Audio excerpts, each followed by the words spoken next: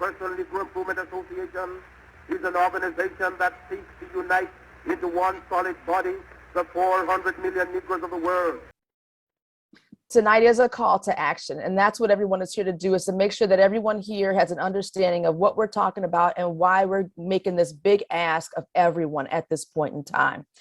And this is hosted tonight by the Black Book Ecosystem. These are Black book sellers, Black book publishers, distributors. This is who is behind this call to action tonight. With that, I'm going to be quiet. I am going to bring on Wangaza Bandeli, who is going to open up our meeting and set the tone.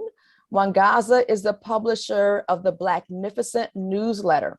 If you are on our mailing list, you receive that list. If not, you need to go to her website and subscribe. Okay, so Wangaza, the floor is yours. Pleasure to be in the midst of family and to know that this mist is growing as we speak over international boundaries. And I'm just honored to have an opportunity to, in some way, contribute to our centering here this evening. It's a blessing to just help open us up. And centered in this blessing of this moment, when Black folks from all over the world are gathering, we're going to give honor, acknowledge, and give thanks for the forces, known and unknown, seen and unseen, that have brought us here together. As is our tradition in this moment, join me in thanking God Almighty. Odumankama, Trediapon, Inyame, Oludumare, Muntu, Imware. Great God Almighty, known by many names, we thank you in this moment. Understanding just who we are and whose we are, because we lean into our memory, we have that understanding. Great ancestors, we do thank you. Those Africans, those people of African descent throughout our diaspora who have walked this earth and made it in some way a more loving, a more prosperous, just a better place for Black people. Oh, we thank you. And we invite you, your presence now. This door, the doorway of this gathering, this virtual town hall meeting, like the doorway to our hearts, are now wide open. And I invite each of you on this virtual platform in this moment, all of us, to remember the names of those ancestors whose lives in some way made you better, made us better. Call them. That mother, that father, that big mama, that papa, you know, that uncle by blood and that auntie by spirit, all those play cousins, who are now ancestors, call them. Because they contributed to you, to us showing up today in your right, self-loving mind. Invite their energy, invite them to join us. Say their names softly right now. Just say it, conjure that up inside of your being. Write it in the chat. Pull up a designated chair for them in your office, in your kitchen, wherever you are, in some way. Right now, let's just call them. Make room in your head and your heart to be guided in the work we have gathered to accomplish, because when we call, oh, Spirit do come. So just scoot over, get ready, make room in this gathering for all of we. Call those ancient ancestors, those more recent historic thinkers, those workers and warriors, those national heroes, those heroines. You know, these are those who were resurrected largely through the work of Black writers, Black publishers, booksellers. Yeah, call those ancestors whose memories are perpetuated because of your work. Remember their names right now, and their spirits will magnify the impact of this circle. And above all, today call Marcus Mosiah Garvey. Speak the name of the man, the now spirit whose work has called us all together. We recognize and celebrate this great ancestral spirit by his work and his deeds, animated each of us to show up at this appointed time. Yes, we call you. May your great and mighty organizing spirit not only join us, but preside over this gathering as we join hands across the globe to preserve your honorable legacy. our legacy. We do thank you in this moment, great ancestors, for guiding our way today and always. And now that you are called, that our ancestral spirits have been invited, we are made whole and our circle is complete. We ready. We ready. Let our work here today begin. Clear the path that we garner 100,000 signatures times 10 as evidence of new beginnings between and amongst us, marked by our ability to be here virtually today, holding hands and forging unity across the globe. We do give thanks. We are present. We say Medasiu. We give thanks and amen.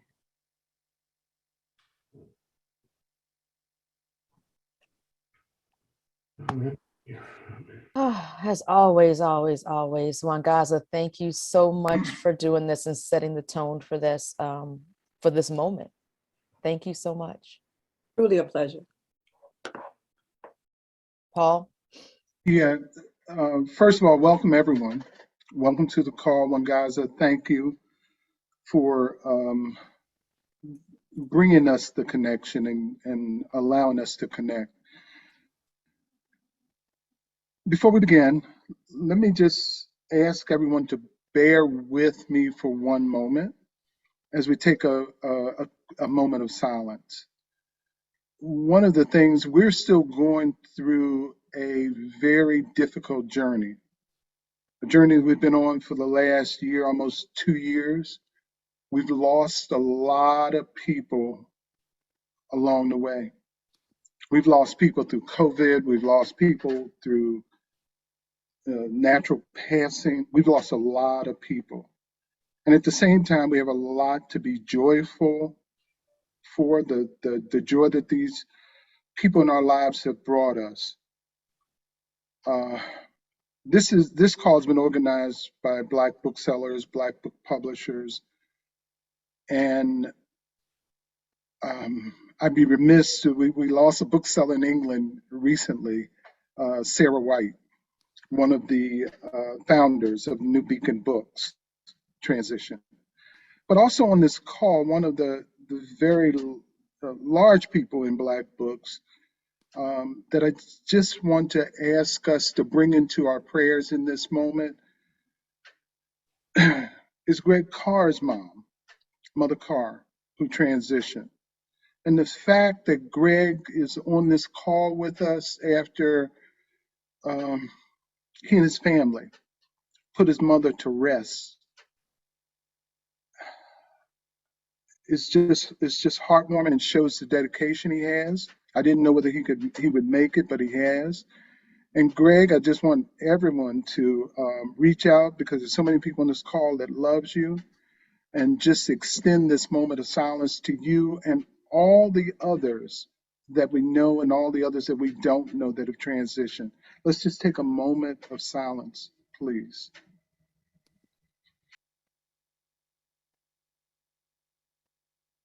Thank you. Wangaza's libation and that one moment of silence unites us, and we are ready to begin this discussion. Nellie, I believe I'm supposed to introduce Ramonda and Danya. And in introducing Ramonda and Danya, I'll say this.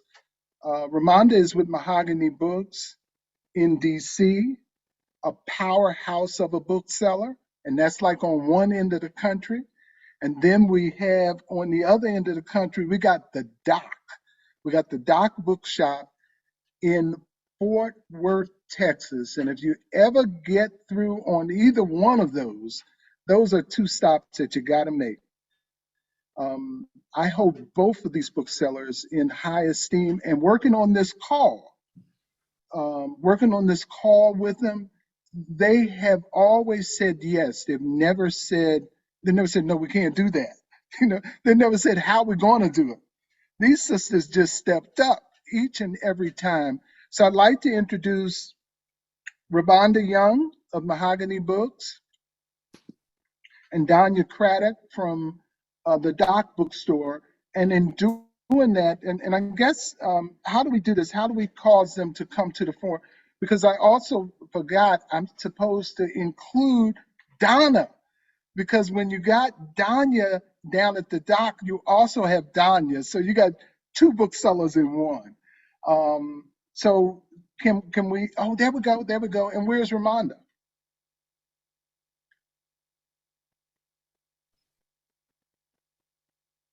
Well, Ramonda, there we go. Good. Having done the introduction, ladies, I think I get out of here at this point, okay? And I turn the program over to you.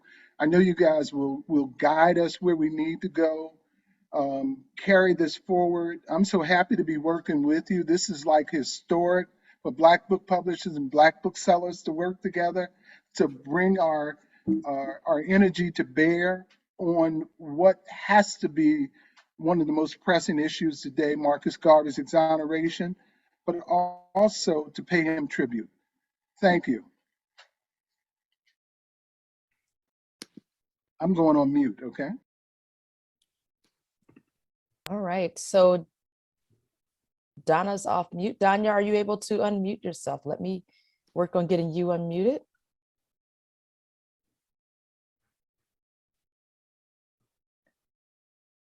Uh-oh. And Ramonda, let's find Ramonda and also get her unmuted. Thank you. I am unmuted. Okay. Habar Ghani Hotel. Assalamu alaikum. If I missed your preferred greeting, I just bid you good evening. Thank you very much for being here on the backstage. When we were backstage, I got permission from the elders to speak, so I will skip those formalities for everybody in the audience. Thank you, Baba Coates. Thank you, Dr. Garvey. I am so happy to be here to help lead this call and get the information out there to spread the news. That's why we're here today. We have a global effort by ordinary citizens, scholars, community, faith leaders. All of you guys are here today, and we are undertaking a petition.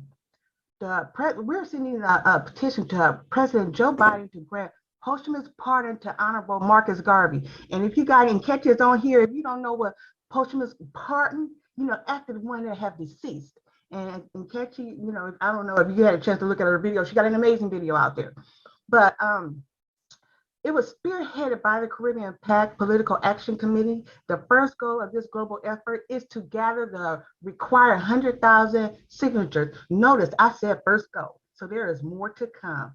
And signatures necessary to elicit a response from the president. And we're going to move forward to that. We're going to be teaching all month long. We got a lot of booksellers got a lineup of events. By the way, I am Danya Craddock, co-owner of the Doc Bookshop. The Doc Bookshop is a family-owned and operated full-service bookstore, like Baba Coates said, in Dallas, Fort Worth. The mission of the Doc Bookshop is to inform, inspire, and educate our customers in books and book-related events. Ramonda, bring it on in to what they should expect from the booksellers, the publishers, and the distributors. Absolutely. Thank you, sis. First of all, Baba Coates, thank you for this space, and thank you for just reaching out to many of us here in the book selling community. We've known you, my husband and I have known you many, many years, and you continue just to be a great space and resource and friend in our lives. And then Dr. Garvey, what an honor to be here with you, to have your face here, and for all of us to see your face. It's a gift. And so all of us are here excited.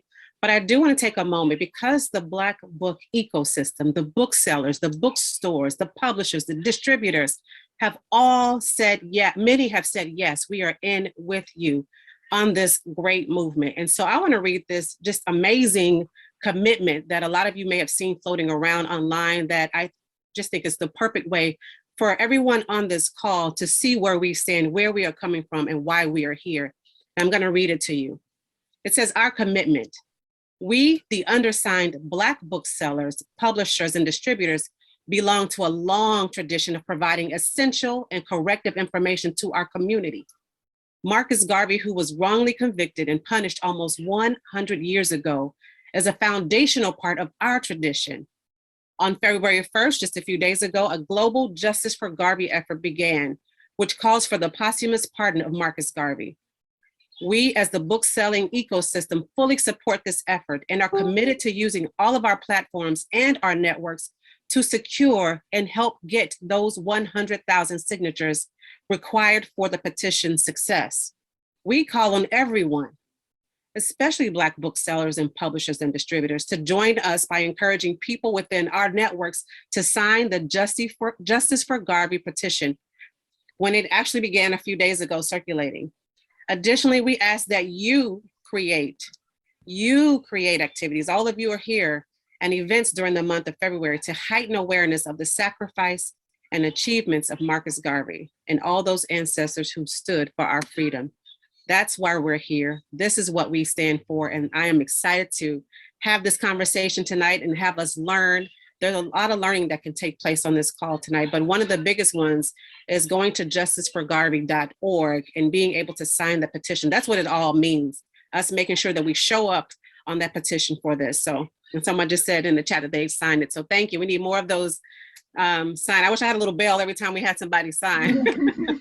but that's what we're here for. So I will turn it over just for giving our commitment. And so to Baba Coates to acknowledge our special guests and Natalie as well. So thank you for hearing our commitment. If that's okay, okay. I'll go ahead and Baba Coates on, okay. You ready? I was just gonna go ahead and give a lineup of great speakers. You can go ahead and move to that because we actually have so many people in the room that I'm just gonna thank everyone for being here. You guys have acknowledged the booksellers and the publishers, and we'll have a list of them coming up next. So I'm gonna go ahead and move back, Danya, and let you go forward, okay? Okay, what I'll do is let everybody know the lineup of speakers that we have, and then we'll introduce those speakers. And I see everybody chiming in and say that I signed the petition last week, so I'm great to hear all those different shout outs. I really appreciate that. Our lineup of speakers include Dr. Julius Garvey, oh my gosh, son of the Honorable Marcus Garvey, Dr. Greg Carr, Professor of African American Studies, Nkechi Taifa, social justice and activist and attorney, and Justin Hansberg, legal scholar and attorney, Ta-Nehisi Coates, author and bookseller, and we have Dr. Gouda Downer with us as well. Turn it over to you, Ramonda, to introduce Ta-Nehisi. First up is Ta-Nehisi Coates, and it's just a joy to have you here. We had a pleasure of working with you, but really quickly, just to read a little bit, Ta-Nehisi Coates, for those who may not know, is an American essayist, journalist, and writer who often explored contemporary race relations, notably in his book, Between the World and Me, which won the National Book Award for Nonfiction. Coates gained a wide readership during his time as a national correspondent at The Atlantic, where he wrote about cultural, social, and political issues, particularly regarding African Americans and white supremacy. Please help me welcome Brother Ta-Nehisi Coates to share with us. Well, thank you for that, Ramonda. Really, really appreciate that. I should have known this, but what I did not even think about when my dad asked me to speak was how much community there would be in this room, in this virtual room, and how much I would immediately, be drawing from that. I've known Sister Mungaza, Mama Mungaza, all my life. And so to see her give that libation has special meaning to me. I think I saw Mama Kabibi Ajonku down there in there somewhere. I think I saw her in the chat, who has special meaning in my life. To be here with Sister Nkechi Taifa, who, without the aid of which I would never have been able to do the case for reparations, who was kind of my guiding light on that. To be here with my brother, Greg Carr, Professor Greg Carr, and our now colleague, in fact, is such an honor. To be here with Dr. Julius Garvey, the son of Marcus Mosiah Garvey. I'm like, if I was white, I'd be blushing, I'm overwhelmed. And then, of course, finally to be here with the man that introduced me to Marcus Garvey, and of course his wife Roz. Of course, Roz, I don't want to leave you out, definitely. But to be here with my father, I grew up in a house where, I've often said Malcolm X was basically our, what Jesus Christ was in all the other houses around us. But one of the clear things that was communicated to me as a young person was that without a Marcus Garvey, there would be no Malcolm X. And that we as Black people, at least in the house that I was living in at the time, was Marcus Garvey's world. I think about that a lot because I have a direct connection in the sense of my dad and his activities in the Black Panther Party, and how as I was coming of age, I became very, very interested in that. And it was simply mind-blowing to me to understand the efforts that the American government had gone to repress the Panthers. And then when I started doing the research, I of course realized that it in fact wasn't just the Panthers. In fact, it was Malcolm X, it was the entire civil rights movement, Martin Luther King, and it was Marcus Garvey. And in fact, if you look at it from the perspective of the government, it goes all the way back, Harriet Tubman, Frederick Douglass, basically all our ancestors who have struggled. But I remember one thing that really hit me was the fact that J. Edgar Hoover had lived long enough to harass the Honorable Marcus Mosiah Garvey all the way up through the times, literally, of my father. And that amazed me, and it kind of horrified me, and it actually, depressed me. They say, the good die young. Well, the evil was living forever. And, one thing that it took a while for me to understand was that the beauty of our struggle is that it's not a matter of individuals, that it occurs across generations. And so here we are almost 100 years, after the frame up, still fighting. And I'm just here to say that I'm honored to be a part of it. And I'm here to say that not just on my behalf. I am here as a representative, as an artist in residence at the Apollo Theater in Harlem. And so I'm here representing their efforts on their behalf to get artists and activists and athletes of our generation involved. You will see more of that in the future, in the very, very near future. I'm here as a representative of my good friend, my brother Ryan Coogler, who directed the movie Black Panther. And when I think about that moment and that particular moment and the diasporic effect of that, as a writer and as an artist, we could not create, we could not live, we could not do what we did without the vision of Marcus Garvey. And so I'm just honored to be a part of the struggle. I'm honored to be here among you. Love you all, and thank you for having me.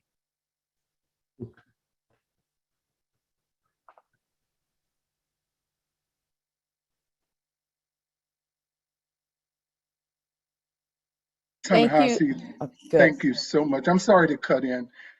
Two things. The folks who are working on the support team, just try to monitor the messages, and if you have disruptions, feel free to Yes, I see discharge it. whoever, please. I see it. Thank you. Ta-Nehisi, thank you so much. Really, really thank you so much for being here and sharing with us. I just wanted to say one thing, Danya. I listed Ta-Nehisi as a bookseller because from the day he was born, about 5 days after he was born, he was selling books. His mother and I loaded him into a car and carried him across country. People still remember Ta-Nehisi in a cardboard box underneath our table while we sold books. So I put that on there, and I just wanted to offer explanation. Thank you so much, Ta-Nehisi, for joining Thank us. you. Thank you. And Danya, I'm sorry, I know I cut across you. Just please take over.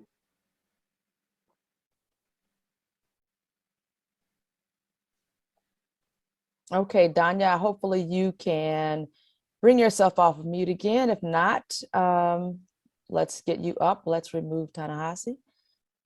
Danya asked, oh, shucks. I appear to be unmuted, so I guess I'll move forward. That's amazing. I was concerned about that, but then I understood because I have a son that's that does a lot of traveling with me. So I think he can relate to that if he's out there listening. But I do want to note that I have seen some members from the Third Eye, which is one of the oldest organizations that used to bring speakers into the Dallas-Fort Worth area. And they're the ones that challenged the Ramesses exhibit, for not putting the images of African Americans in there. So shout out to the Third Eye that's on this call. And it's, they're responsible for a lot of the knowledge and information that me and Donna have today. So shout out to them. Dr. Gray Carr, let me just say this. We couldn't kick off with Black History Month without just sharing his tribute on Carter G. Woodson. That was just an amazing tribute. But Dr. Gray Carr is an associate professor of Africana Studies and the chair of the Department of Afro-American Studies at Howard University and adjunct faculty at the Howard School of Law. The School District of Philadelphia's first residential scholar on race and culture from 1999 to 2000. Dr. Carr led a team of academic educators in the design of the curriculum framework for Philadelphia's mandatory high school African history course. And I know there's a lot of people out there that are in the academic and the teaching world. So let's welcome Dr. Carr to the platform.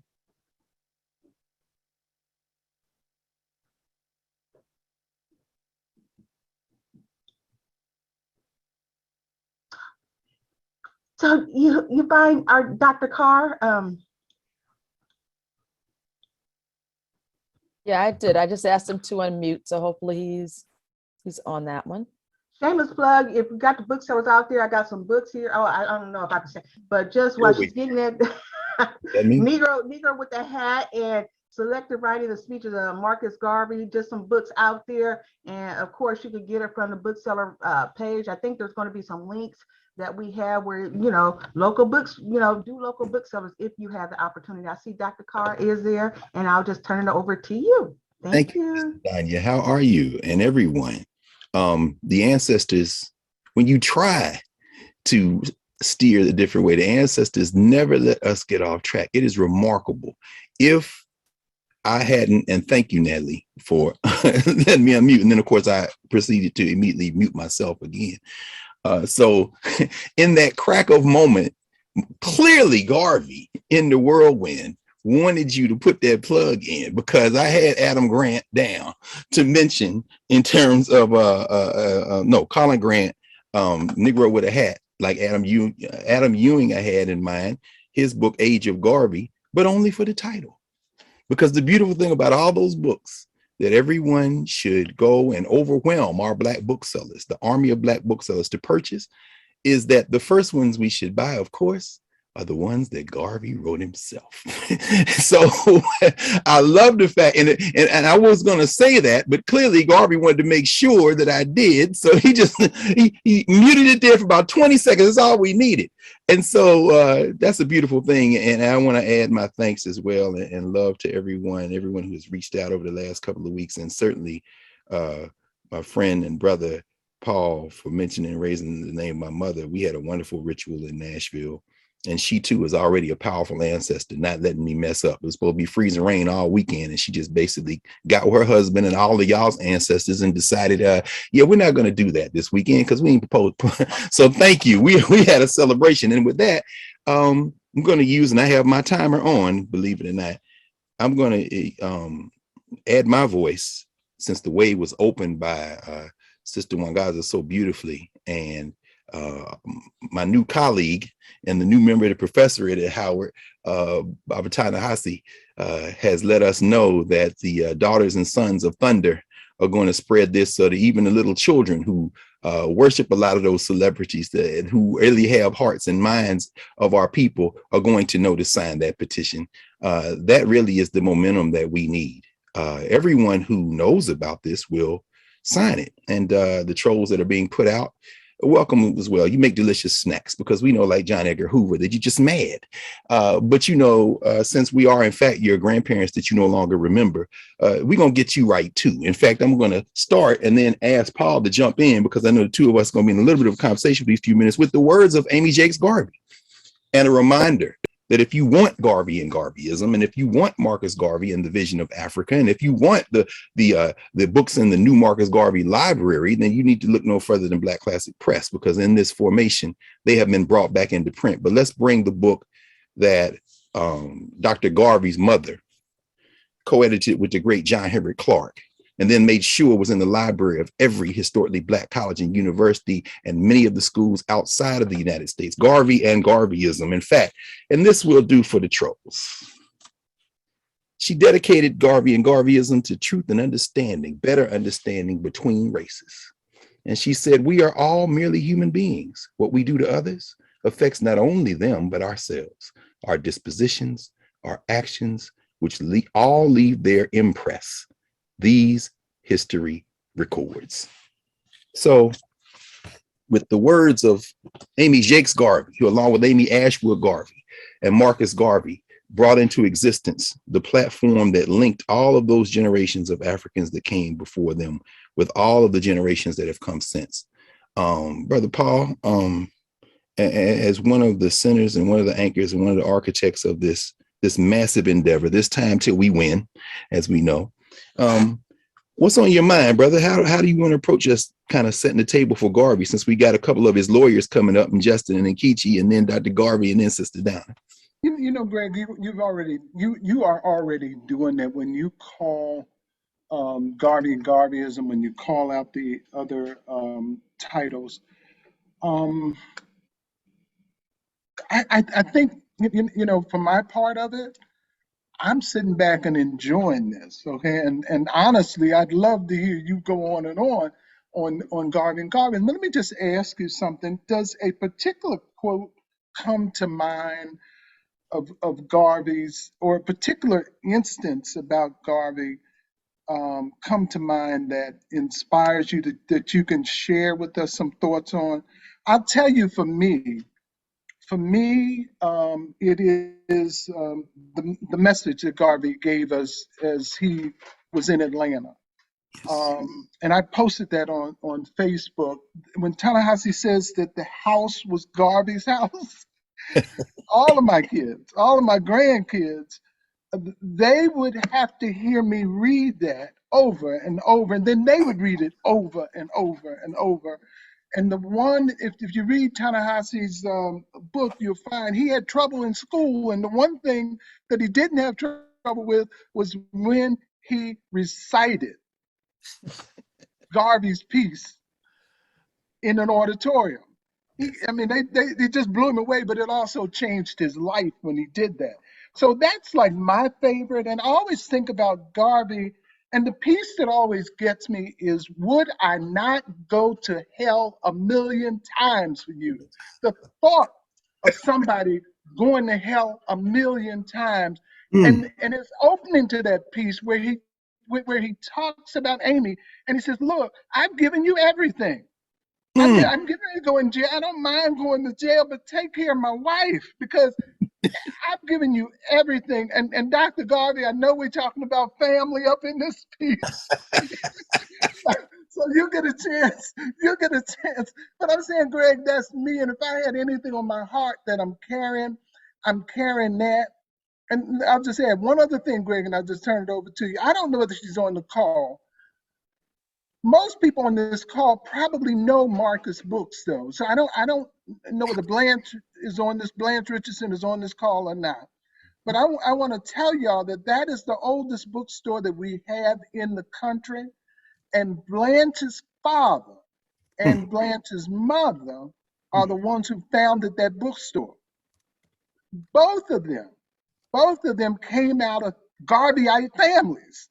Their parents were Garveyites. And consequently, the name of that bookstore is Marcus Books. And we know who it's named for. Garvey understood clearly the importance of us educating ourselves and controlling our education. Marcus Books stands as a testimony to that. And Greg, I'm going to shut up at this point. I'm done. Take it over, brother. No, again, we can't mess up. As folks are signing the petition and sharing the petition, Paul, we can't mess up. Everyone here, we didn't rehearse this. And the last thing you said, Paul, I thought about, when you asked me about a favorite quote or a favorite moment, I think about Garvey at the dock of New Orleans. Of course, I wasn't there, but listen to Miss Charles talk about how the elders told her that story as he's waving that white handkerchief before they, and of course, Garvey fought for pardon several times. Justin may talk about that, even before he made transition in London. I think about, of course, Queen Mother Moore saying they shut them down, they pull their guns out, said, speak, Garvey, speak. I mean, I think there are so many. I think about Garvey in the courtroom and Garvey there in the penitentiary, writing those letters, fighting for himself. But in terms of a quote, it's probably education. Our brother, the ancestor, the great Tony Martin, and the new Marcus Garvey Library. Tony Martin, by the way, who has the last chapter in Marcus Garvey in the Vision of Africa, that John Henry Clark and Amy James Garvey made sure that young brother got in there. He's still in graduate school. They passed the baton with that book, and then he writes Race First and all those others. The 7th volume in the new Marcus Garvey Library. And thank you so much, brother, for bringing those books back. They are so invaluable. Is Garvey's course, of course, as we know. He taught a course in leadership, a message to the people, the course of African philosophy. And in this book, the first chapter, lesson 1, intelligence, education, universal knowledge, and how to get it. Now, we didn't plan this, y'all. Y'all heard Paul say education. Garvey says you must never stop learning. The world's greatest men and women were people who educated themselves outside of the university with all the knowledge that the university gives, and you have the opportunity of doing the same thing the university does, read and study. Now, on a call organized by Black booksellers, Paul said education, asked me about a favorite quote, and Garvey is telling us just before he makes physical transition. The man was only here on the planet in his physical form from 1887 to 1940. And in those moments, he says, y'all put me out the United States, no problem. We built the largest movement of Black people in the history of the world, no problem. We will continue this work, no problem. I have all my enemies out here, no problem. But I'm going to teach this course and pass this on, and I'm going to write it down. And it's in a book. And you can get it from the Black bookseller. So, Paula, I'm going to just maybe end these opening remarks, again, thinking about everybody that's coming next, by maybe just evoking some of the sense of Garvey's influence today.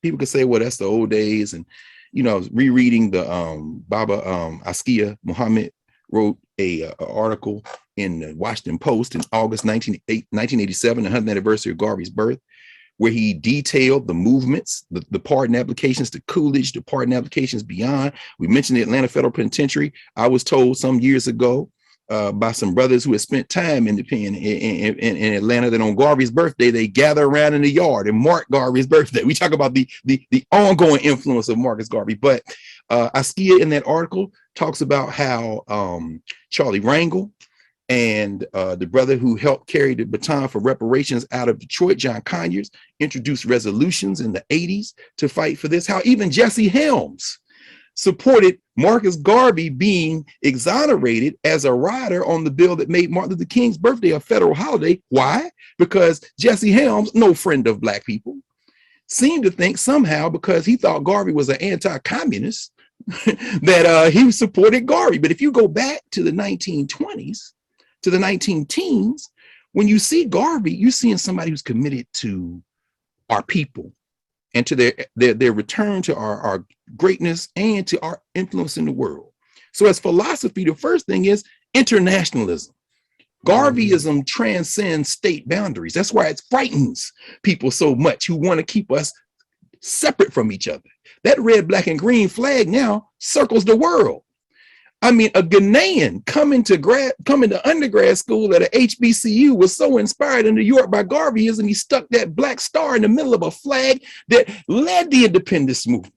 The colors of the Caribbean, the colors of Africa, it overflows the boundary. The second thing is it's an idea. Those rosters figured out a way to conjure the Lion of Judah, Marcus Garvey. It all flows through Marcus Garvey. And when you hear Burning Spears sing that song, Marcus Garvey words come to pass.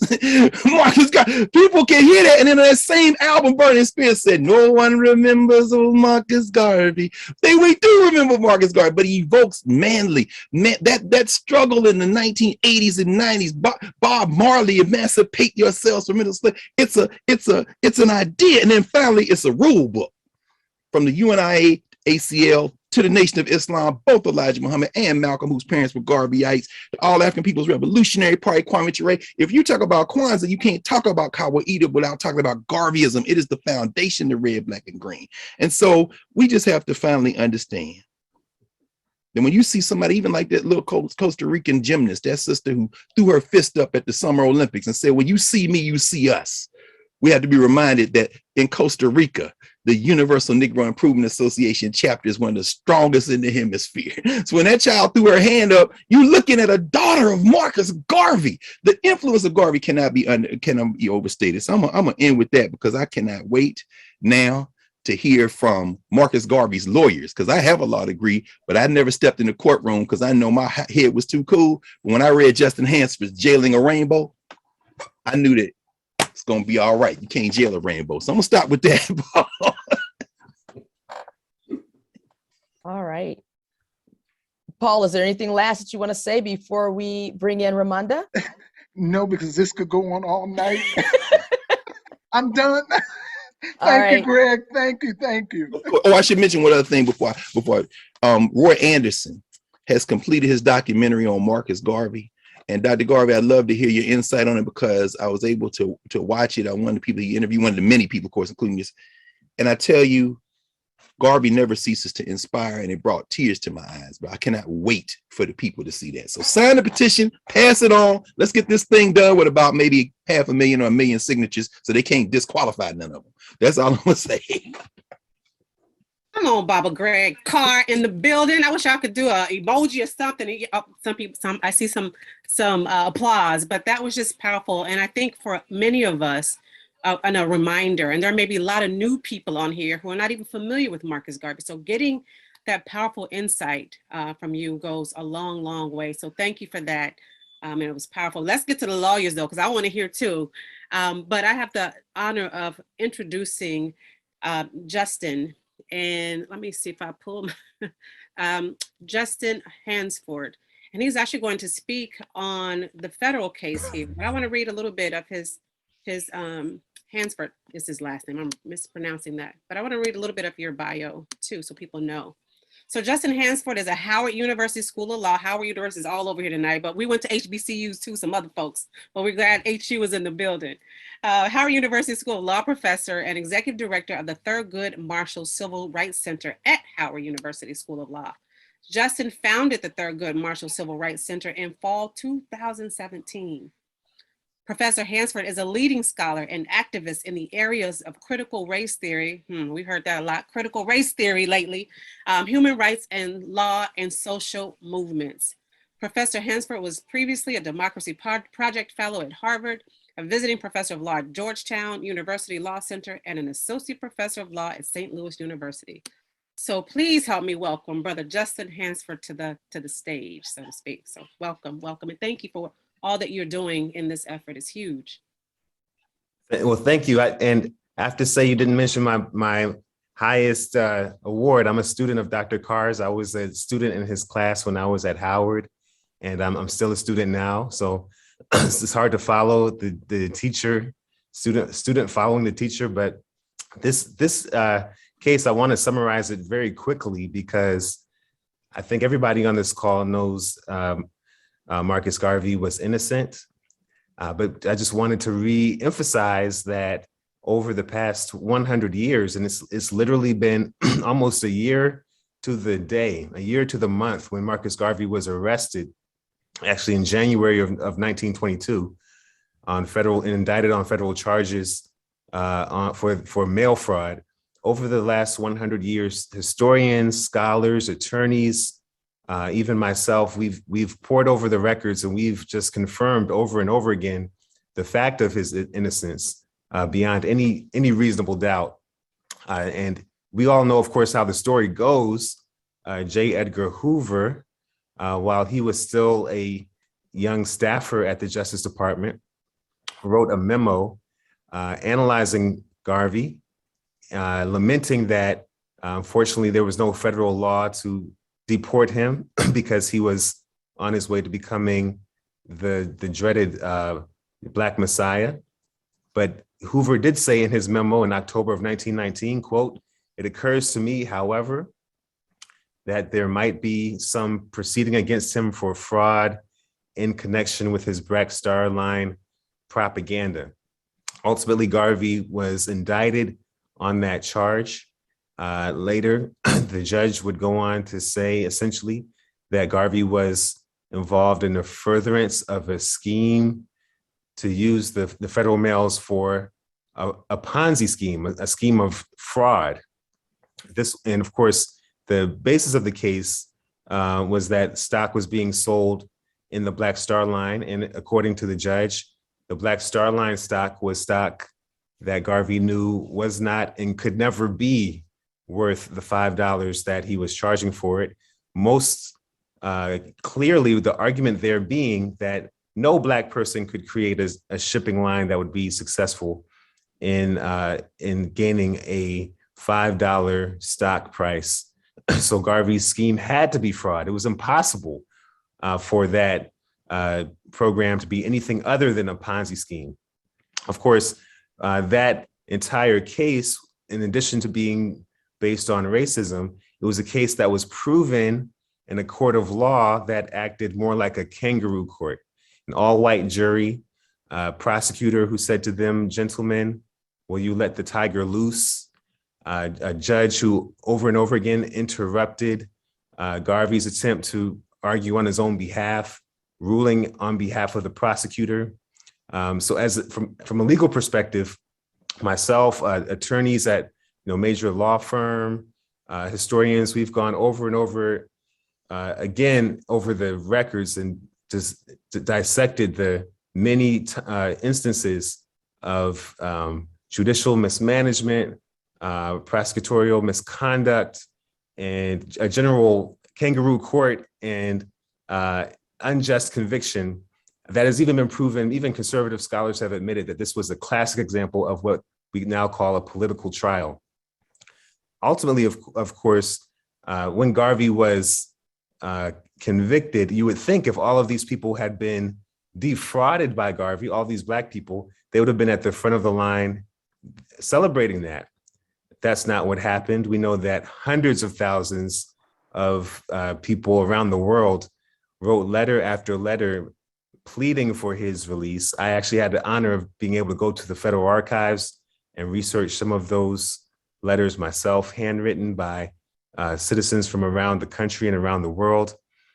And ultimately, even the jurors, 9 out of the 12 jurors that voted for Garvey's conviction later signed an affidavit recommending his sentence be commuted. He was given the maximum sentence for mail fraud, and that sentence was upheld in February of 1925. He spent 33 months in prison and ultimately was deported after serving his time in the Tombs prison in Atlanta. But even then, the president, after ultimately commuting his sentence in 1927, had to admit that the people who were supposed to be the victims had spent the entire time of his incarceration arguing that they were not defrauded, that Garvey was providing hope and he was providing vision, and he was providing a chance for them to see themselves in a different way, a more dignified way, a more powerful way. And it's a hope that we're still growing through today. And I know myself, I can say that it's greatly impacted my life. The Black Star Line, which was argued in the case to be a fraudulent scheme. And once again, the case was based on this idea that the Black Star Line was a fraud because it did not gain sufficient profit. This is notwithstanding the case that in the 1920s, early 1920s, right after the World War I, all of these ships that were used in the war were now floating on the sea without owners. And it was a very difficult time to join the shipping industry because all of these ships were now used for shipping. So it was a market that was flooded with ships.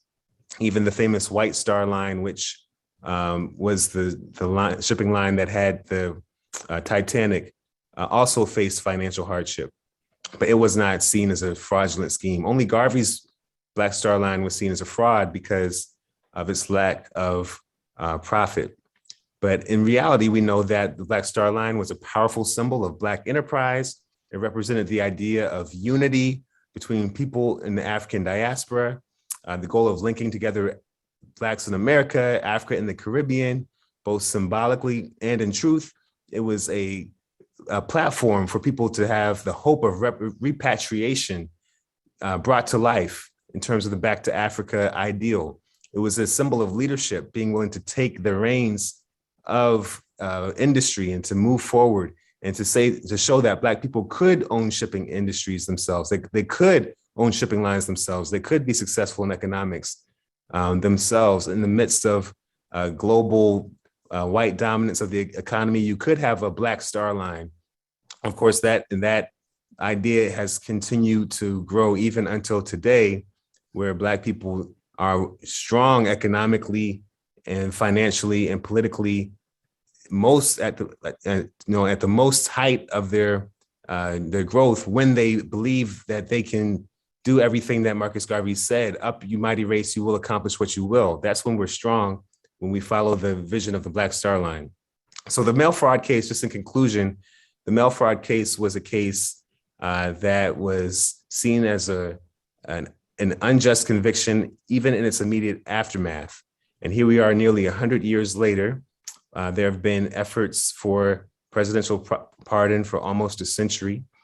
Presidents, including George W. Bush, Bill Clinton, Donald Trump, even many presidents have given posthumous pardons in the past for cases that are not as strong as Garvey's case. We've had actions, as mentioned, by Congress. We've had actions across the government pushing for this posthumous pardon. So there's plenty of evidence, there's plenty of support, there's plenty of documentation. And now with your help, I believe that this is the year.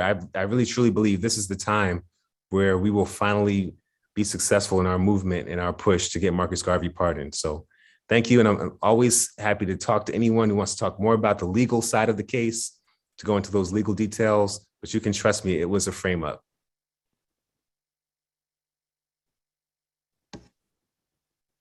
Thanks, Justin. Thank you, Justin, so much. That was a very concise discussion that you had there. And I think that we will have Danya come back in now. Is that right, Danya?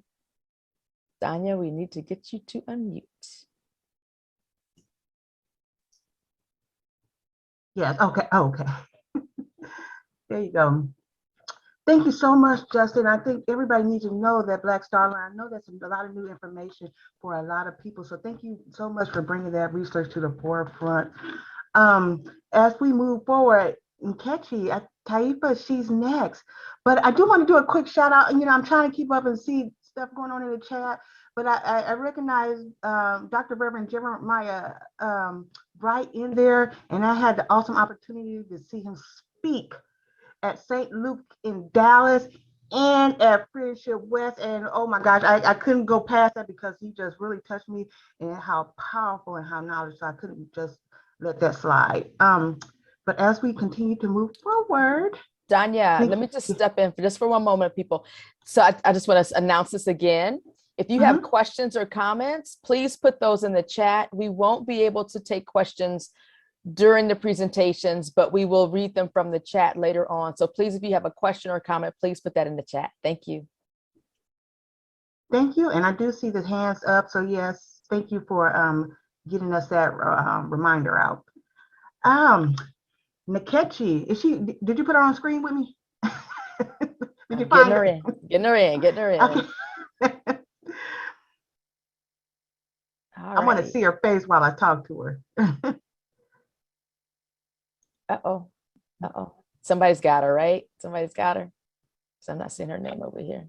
I guess that's an awesome opportunity. I won't start reading from books, but I can definitely do so if we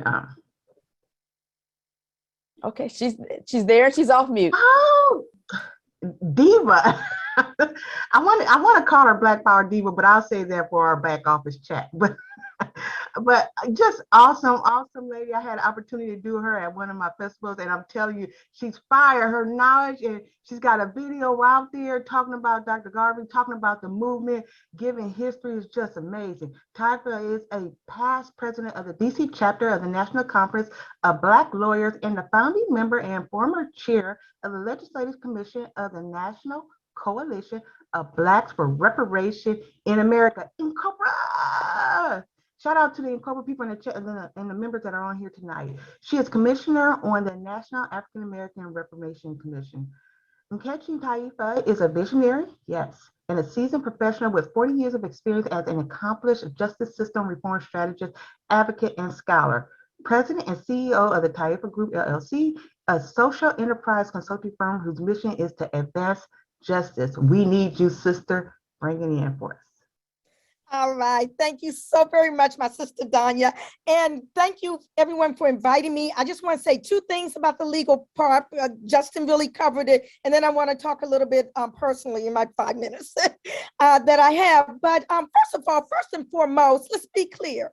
Marcus Garvey was a political prisoner, He was the first case of the infamous J. Edgar Hoover, who later established the COINTELPRO, of which has political prisoners in prison today. I saw Jaleel Muntakim in the chat, former political prisoner, Brother Eddie Conway, former political prisoner, all victims of the COINTELPRO, the FBI's secret illegal program to disrupt and destroy the movement, Sunyata Akoli, Mumia Abu Jamal, the list goes on, and Mutulu Shakur, so there's still people languishing in prison, and Marcus Garvey was a political prisoner. That's number one.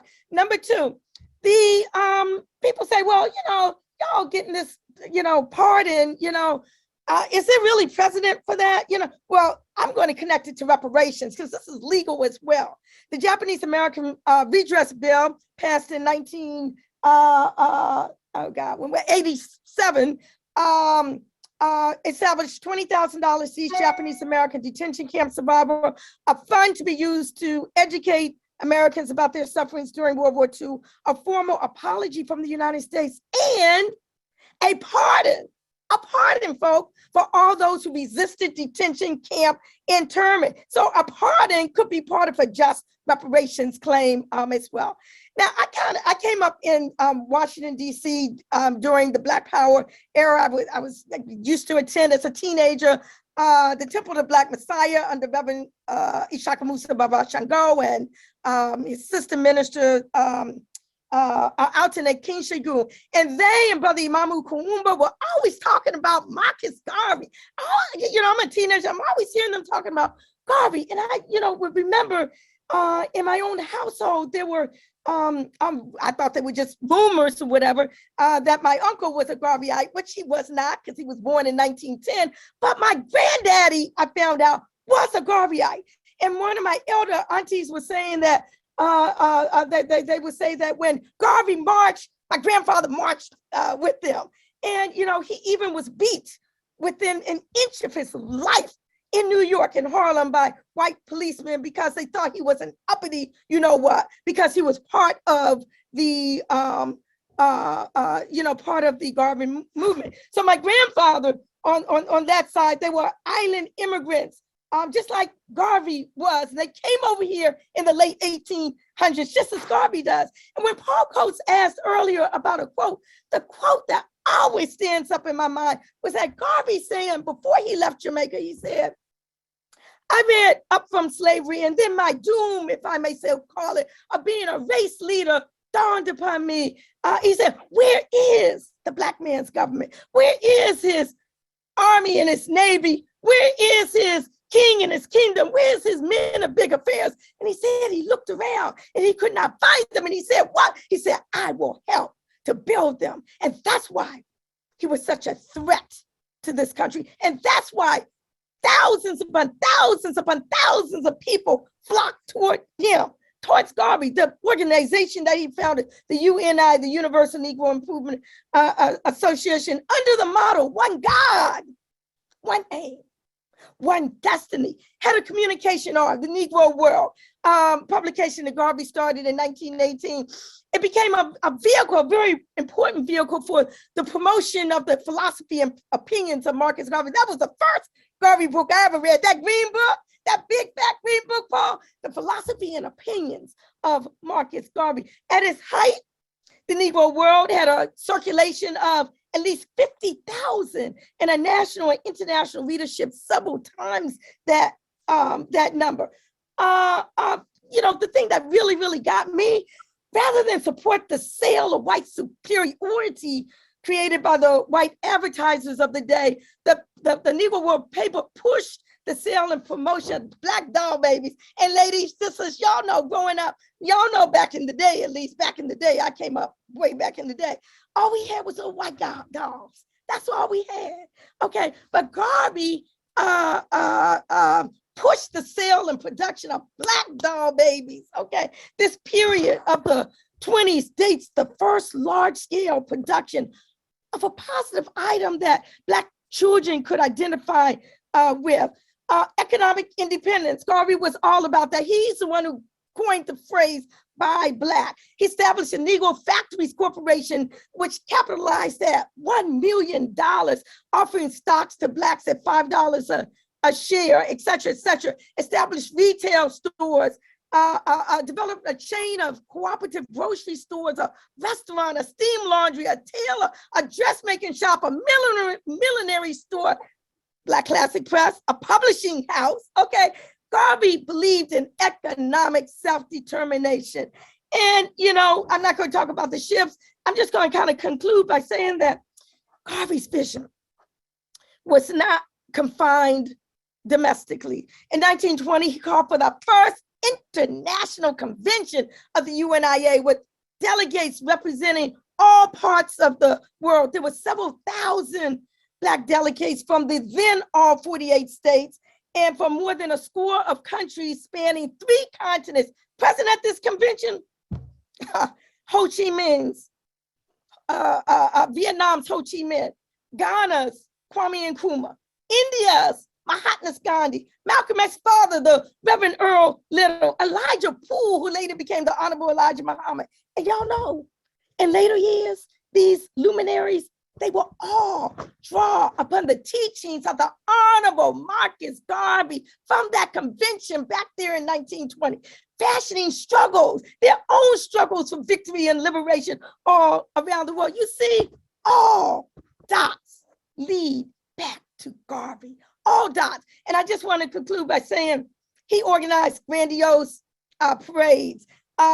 Marching in praise was, and my granddaddy, because he said he had the uniform, my understanding is, units of the African Legionnaires, the military arm of the organization.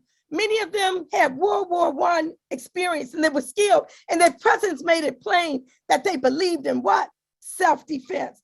Another uniform part of the UNIA was the Black Cross nurses, and their existence indicated the readiness of the UNIA to come to the aid of stricken people all over the world. And although many outsiders may have laughed and ridiculed the elaborate procedures of Garvey's organization, no one, not one person, no one could overlook the importance, the critical importance of that movement in restoring the all but shattered Black self-confidence. And the UNIA still lives today. We got Brother Imamu Kuumba and Senghor and Zama and, all the folk, I don't know all the names, but the UNIA still exists today. It was not destroyed.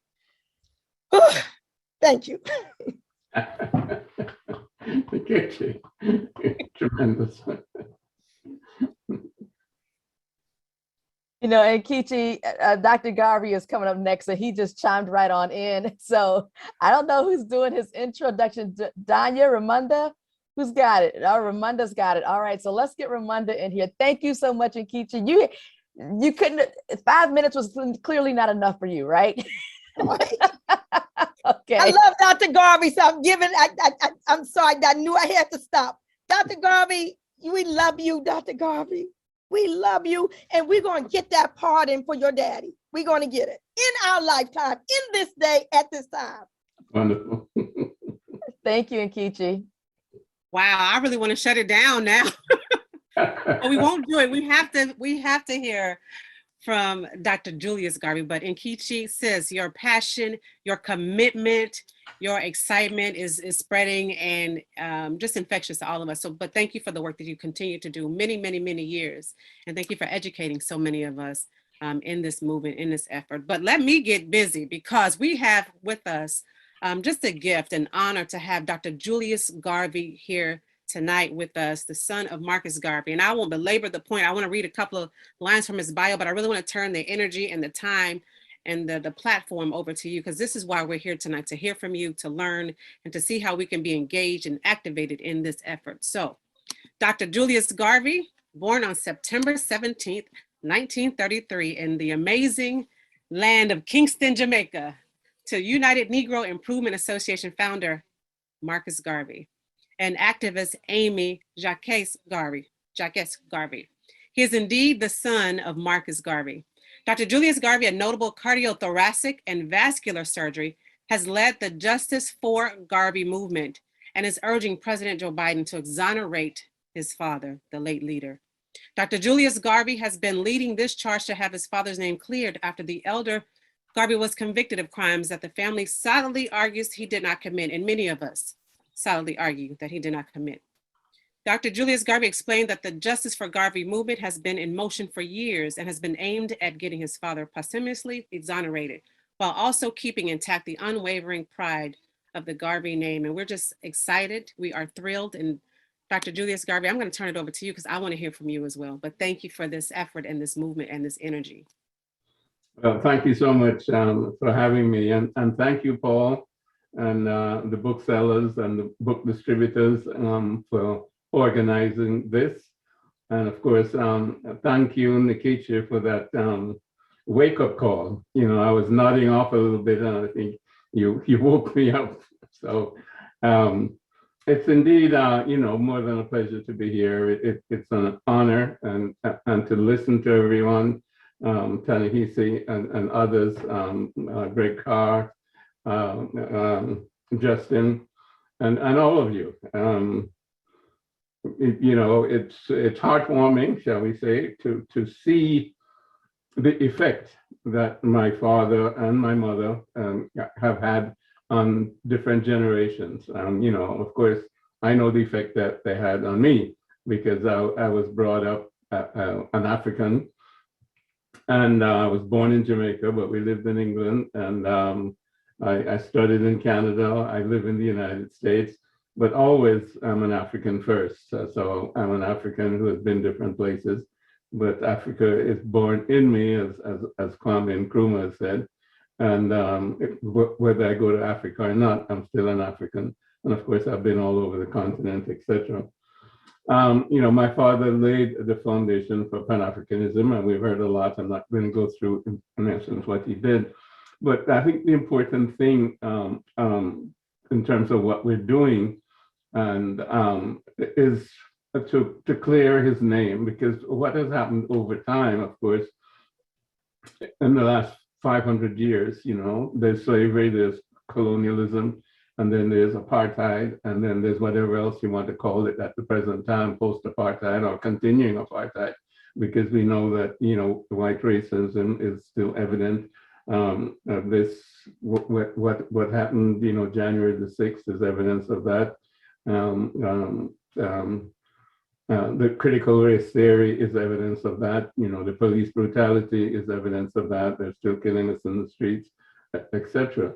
So that the system itself, you know, has not changed over time. We mentioned J. Edgar Hoover back in 1919. I mean, you know, once they saw the effect that my father was having on people who had been enslaved and colonized in terms of giving them that sense of identity and that sense of their ability to really do for themselves. Once that was seen, and he had in excess of 2 million followers back then in 1920, when they had that first conference, if you will, of the Negro peoples of the world with 2,500 delegates from all over the world. J. Edgar Hoover was busy and with the first people Negro people that infiltrated the organization and so on.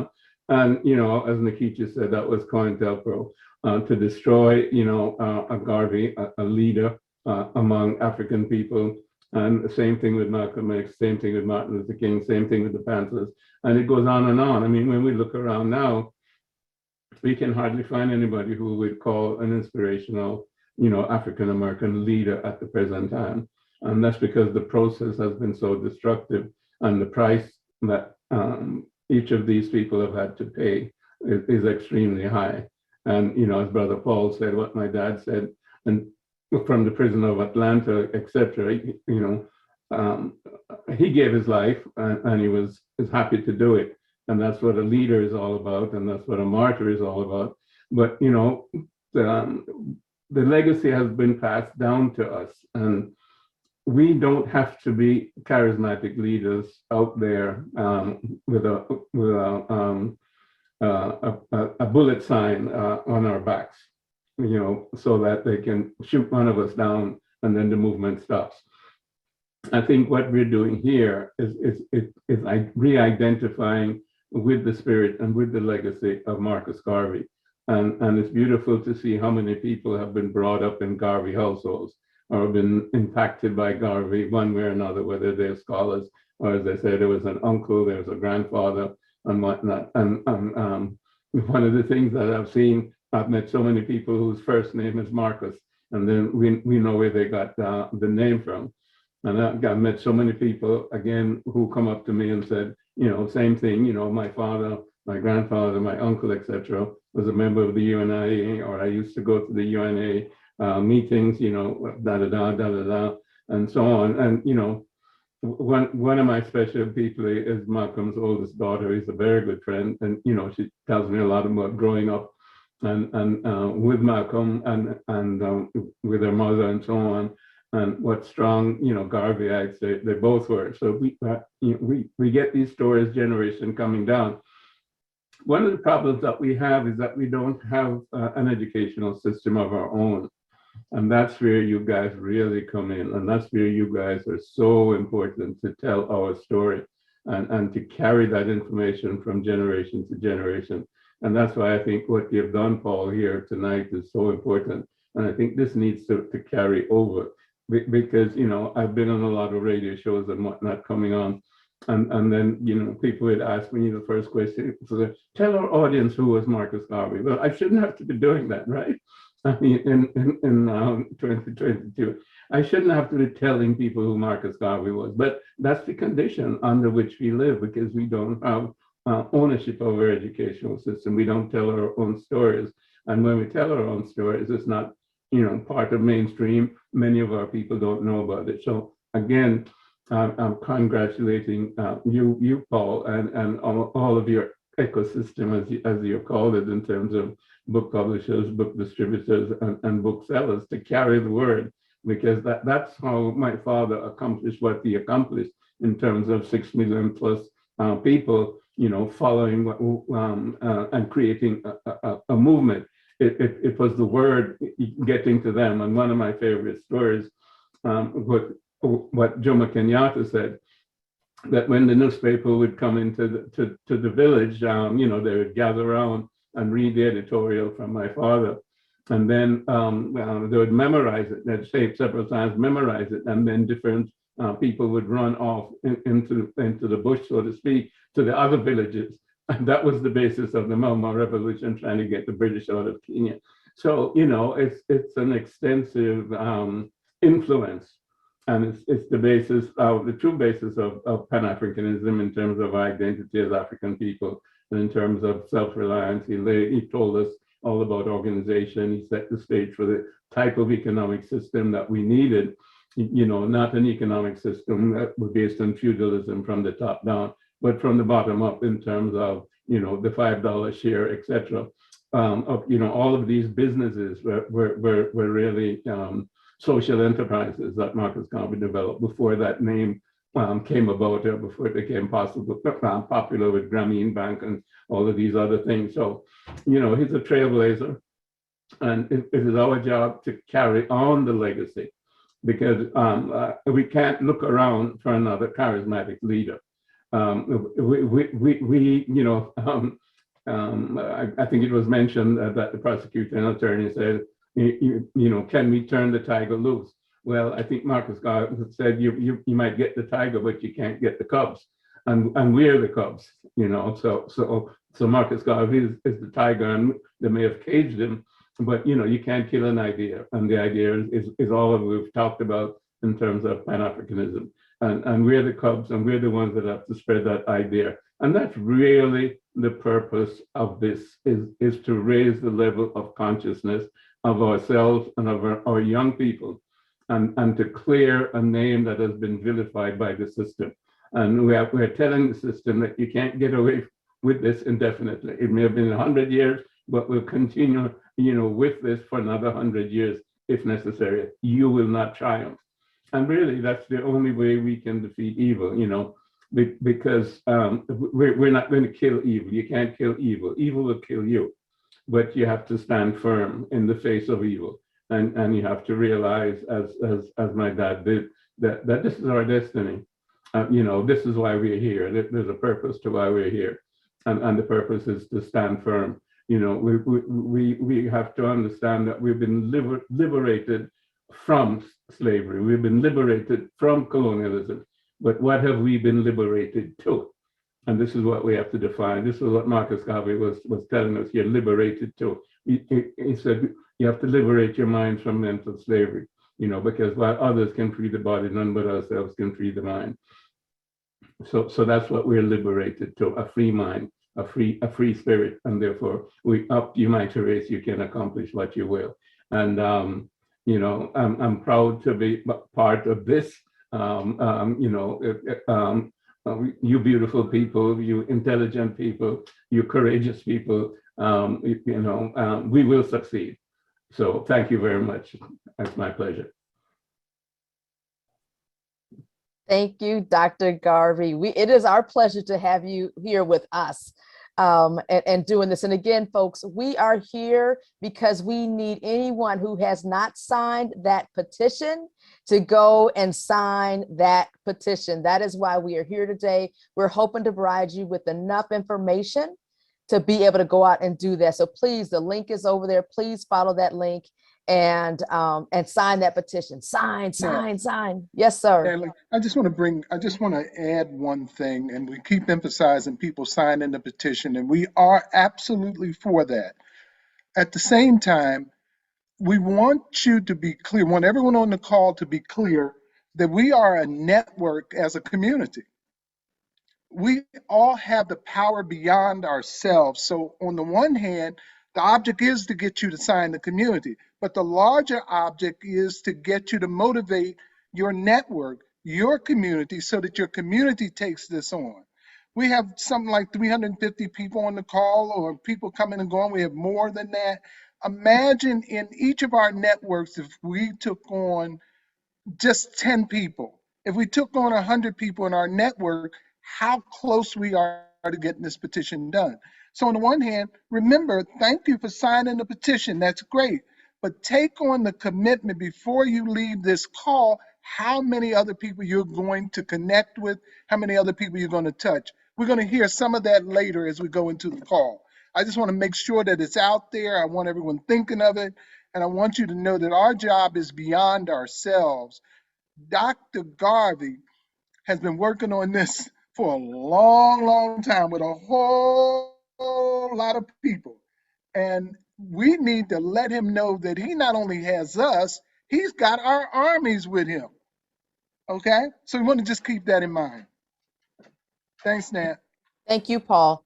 I mean, that's key. I know I keep saying go sign. It's like go sign and go tell somebody else to sign. Go tell somebody else to sign. When you see that video that's just funny, act like it's that funny video and share it with everybody you know, okay? So with that, again, thank you, Dr. Garvey. Thank you, Paul. I'm going to bring Danya back in, and she's going to introduce our next speaker. That's Dr. Gouda Downer. Yes, I am. She's coming. I'm getting her. All right. Fill the space. I am so looking forward. Baba Coates took my message, not only signed a petition, but spread the word. And so he's already did that. So I'm a loss for words right now, but I appreciate You guys actually, Danya, you guys down there got the actual experience of doing it. So I'm looking forward to you sharing all that stuff. Okay. I'm looking in the chat, and a lot of the people that we're partnering with, like Minister Lee Muhammad and all them, they're in there. So I'm happy they're getting the information so we can all have great. the same foundation. So this is great. You are a living example of networking. Okay. Dr. Gouda, Jamaica, is an assistant professor, College of Medicine at Howard University. She also currently serves as project director and principal at Howard's Capital Region AETC Telehealth Training Center. Prior to her faculty appointment at Howard, Dr. Downer served as assistant clinical professor. I'm sorry, I lost my spot. All these screens open. I need to close them. And director of public health nutrition at Georgetown University Medical School. As the director of medical education for the National Organization on Fetal Alcohol Syndrome on the nutrition faculty in the School of Public Health and Health Services at George Washington University as a nutrition expert to the U.S. Department of Justice, the United States Agency for International Development, and the D.C. Superior Court. Let me tell you, Dr. Gouda has a lot of experience, and she's going to have to clear that up for everybody. I think she's going to touch a lot of areas because she's well versed in health, and that's what we need. So I appreciate you being on this platform. Baba Coach was just all in about you and your experience. So I'm just excited to be on this platform with you. Thank you so much. It's really wonderful to be here. I was asked to speak very briefly about the petition and how it got started. And so in 2016, when Dr. Garvey began the process of getting the exoneration going, we decided, the Caribbean American Political Action Committee, the body that I chair, decided that we would put all our efforts towards this. And so we reached out to North America and South America at the time. And I wanted to just give a big shout out to Dr. Ayize Sabator. The children that he was working with, they were under the age of 5, and more than 200 of them wrote letters to President Obama at the time. Now, during that time, we got less than the 100,000 signatures that we needed. But let me just say that before President Obama came into office, the request was for 5,000 signatures. And when he came into office the very first time, they increased it to 25,000. During a second term, when we started to look for the petitions, it went up to 100,000 signatures. So by the time we got in, we didn't get enough. In 2020, when we had the Global African Unite Summit, Dr. Garvey's background is the summit, a picture of it, we decided that this is going to be a global effort. So we have focal points for Africa, that is Dr. Felicia Boydor-Dide and Madia Logan. We have focal points for Asia, and I have some pictures of what they're doing to actually promote this effort there, Mr. James Gordon. We have focal point for Europe, Sandra Campbell. We have focal point for South America, Dr. Elaine Knight, and we have focal point for the US, North America, which is Dr. Ayize Sabator. Our goal is to get at least 20,000 signatures from each of the continents. This meeting is so important because, as Paul said, each one teach one. So for each of us who was on this call, and he put the clarion call out just before he came on, each one, if we can each promise to get at least, I'm asking you for 100, each of us, we can do this. Not kind of can, we absolutely can. Former Congresswoman Donna Christensen said to me recently, they are going to make sure that they get at least 10,000 from the Virgin Islands. The Rastafaris have submitted their own proposal, and they're actually getting at least another 10,000. And Dr. Garvey, you will probably be happy to hear this. The children of the Caribbean are asked to write essays about Marcus Garvey, and each week they'll be selected and promoted. My push to everyone on behalf of the Caribbean American Political Action Committee is we must do this. Again, I say, up your mighty race. We must accomplish what we will. Thank you. Whew. Thank you. Paul, you want to come in? I see you've unmuted yourself. I do. I wanted to see the illustrations that Gouda had. Oh gosh. Okay, hold on.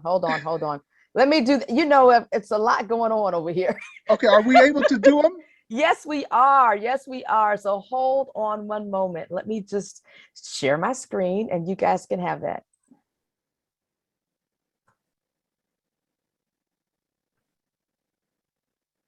Okay, are you able to see my screen? Yes. Okay, so Dr. Downer, you can, unmute and tell us what we're looking at. So the African, for our Asian focal point, these are some of the marketing activities that they have been engaged in, looking at Japanese, Chinese, Korean, and we can go down them. And then you will look at the last batch to see what are good. Continue. I mean, look at this. And this is what the Rastafarians came up with. This is their petition. So we have the different regions doing phenomenal work and marketing our efforts so that it is really culturally appropriate with the Right Honorable Marcus Garvey as the focal point for all of this effort. So thank you. Thank you. Thank you. So Paul, I believe he wanted to share what it is that people need to do. I think the members are here. I think the folks who are on here, many of them have seen that and we haven't had any questions. I'm going to stop my screen share. Do we still need to put up what people should expect to see when they go? Can we do that? And Gouda, can you run us through that? You have the illustration. Gouda, can you run us through this part, please? Hold on one moment. You have the other illustration that she had with the 1, 2, 3 steps on it now? That one isn't on here. Okay, all right. The most important thing is when we go to the site, it says, what is the message type? Type into the president. The one thing we don't want is to have 1 million people sign the petition and it's not done correctly. And when it asks you for your personal information, and then it said, what would you like to do? You can say exonerate Marcus Garvey or give him a pardon. Either way, it's fine. But it's important that we put his name in the what would you like to do? And the message is to go to the president. And that is what the petition has been updated to make sure that we're clear about what needs to be done and we can follow those directives. Right. So this is what you'll see. You'll see this screen here. This will be at the top, contact the president, which is highlighted. It will then ask you for information. And then at the bottom, again, this is where you put that in a very simple 3 words, exonerate Marcus Garvey or pardon. And that's what you'll see when you go there. When you go to the site, that's the link. We've been posting the links all throughout our session. So please use that link. Yeah, okay. I'm going to stop this now. Great. Thank you.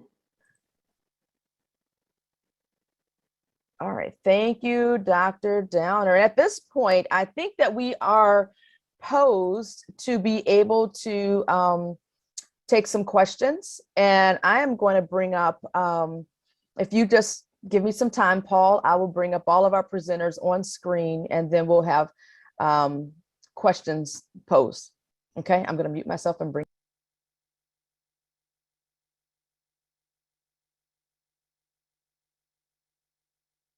While Nat is doing that, I just want to again thank the Black booksellers and ask everyone to continue to support your Black bookstores. I want to thank the publishers that have come online, folks like Just Us Books, Africa World Press, Third World Press. All of these people have given their time, their energy. All of the mailings have gone out to our combined mailing list. African American Literary Book Club, Troy Johnson, all of these people have really come together. And Greg, you're a book collector. You know books up one side and down the other. this is a historic event. Like, the people on this call are actually participating in history, because we've never had an event. Bookstores have been our bastions of resistance. Our Black bookstores have been our bastions of resistance through the 19th century, 20th century, into the 21st century. This is where the refuge, this is where the information has resided. But bringing it all together, and particularly using our muscles to push out on Marcus Garvey with that energy, is historic. So it's historic on the one hand for the booksellers and the bookstores, but it's historic for the people on this call. We're setting a marker down. We're setting a marker down so that looking forward, we can actually bring this energy to bear. What better way could we do it than in a Pan-African way on Marcus Garvey, our father? What other way? Now, Dr. Garvey, I know you're okay with me claiming your dad is my daddy. I know you're okay with that, so I'm just saying. Nat, are you ready? You can take me down, Nat. Okay, I think we've got most folks here, but I didn't. All right, I think that Justin, if you are still there, Justin, you need to go live on your video in order for us to include you in the spotlight. So Justin, please come back on and start your video. If there are questions, we do have some questions there. So I am going to go ahead and read. So this is something that was asked, and what is the difference between exonerate and pardon? So I see a lot of heads nodding. Who wants to do that? And so you'll have to unmute. Okay, and Keithy's got it. Yeah, so Justin answered it in the chat, but basically exoneration is a recognition that the conviction was illegal and unjust, that Marcus Garvey was in fact innocent. A pardon, you could be innocent or you could have been guilty. You're just pardoned, okay? And so if the technical difference is that Marcus Garvey did nothing wrong. He was in fact innocent. So we want to try to use that language, even though it will be done through the vehicle of a posthumous, meaning after death, pardon. But actually, in our minds, it is an exoneration, and the pardon papers, or whatever it is that is ultimately signed, should acknowledge the fact that he was in fact innocent. Dr. Garvey, do you want to give more? And I'm not sure if Justin has come. Oh, Attorney Greg Carr. Yeah, Dr. Carr's an attorney. He can go for it. Greg.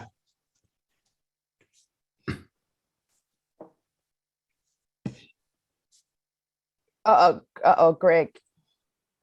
right, Greg, I just asked you to unmute. There you go. No. I have anything to add to that. Oh, you went back and okay. Do it again? Am I? Well, no, you're good now. But let me ask this next question while I'm trying to find Justin again, because Justin was in and he went out and he told me he's there, but I'm working on Justin, y'all. Okay, so there he is. Okay, hold on. Let's see. There you go, Justin. All right, now you are back. And Justin, is there anything that you want to add to that?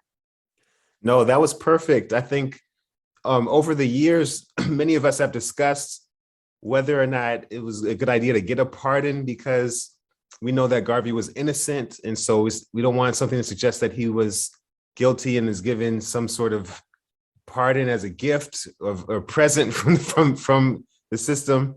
But that's simply the mechanism that they use to do exoneration. So in the past, they've given posthumous pardons and said that this person was actually innocent. So that's something that can happen this time around too. Okay, thank you. The next question that has shown up, and people are wondering this, since this letter is going to the US president, are folks who are outside of the US allowed to sign this, and will those signatures be considered valid? Yes, they are. The beauty of the signature is that you can actually, anybody from around the world can sign it, and it's all valid. Well, there you go. That was nice and quick. Okay, so good answer. I'm just going through here now. The question, I think this is to Justin. What is the most important thing you have uncovered concerning the legal case on Marcus Garvey? And then you also mentioned a film, and people were wondering, where can you go and view that film? Where can they access that? I think Dr. Carr had mentioned the film. I know for me, in terms of the research I did on the Garvey case, the most important thing for me was to understand that the Black Star Line's financial troubles were also influenced by the fact that it was a shipping line trying to operate right after World War I, where there were all of these former battleships that had suddenly become available, and almost everybody had a ship. So it was a very difficult economy to survive in. A lot of people have been given the idea that the Black Star Line was so terribly mismanaged and all of these things. But in actuality, they were in a very difficult economic environment to succeed.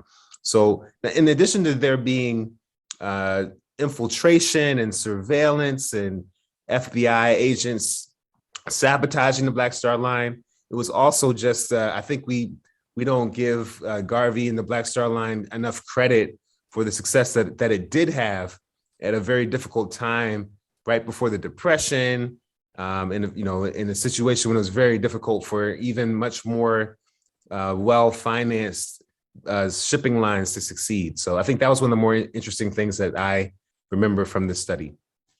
Okay. I'd just like to add something to that. The most interesting thing for me are the two or three things. Was one, the only evidence was an empty envelope. And there was nothing in the envelope, and the witness couldn't remember what was supposed to have been in the envelope. That's right. That was how he was convicted. Plus the fact that the witness perjured themselves by saying that they worked for the UNIA when it was proven that they didn't.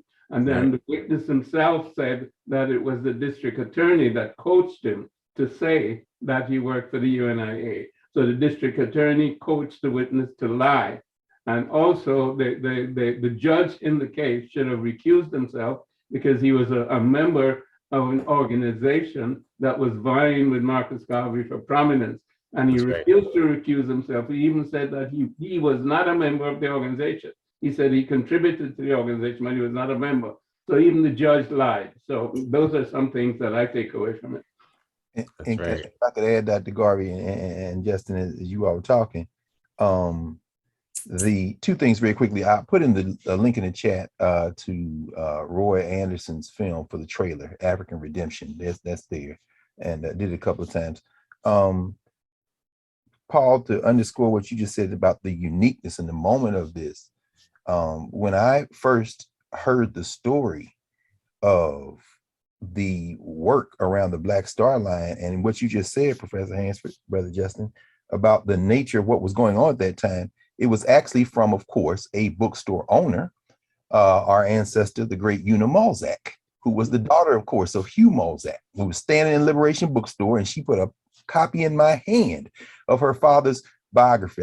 That's where I bought my copy from, A Star to Steer By. As we know, Hugh Malzak was a captain on one of those ships.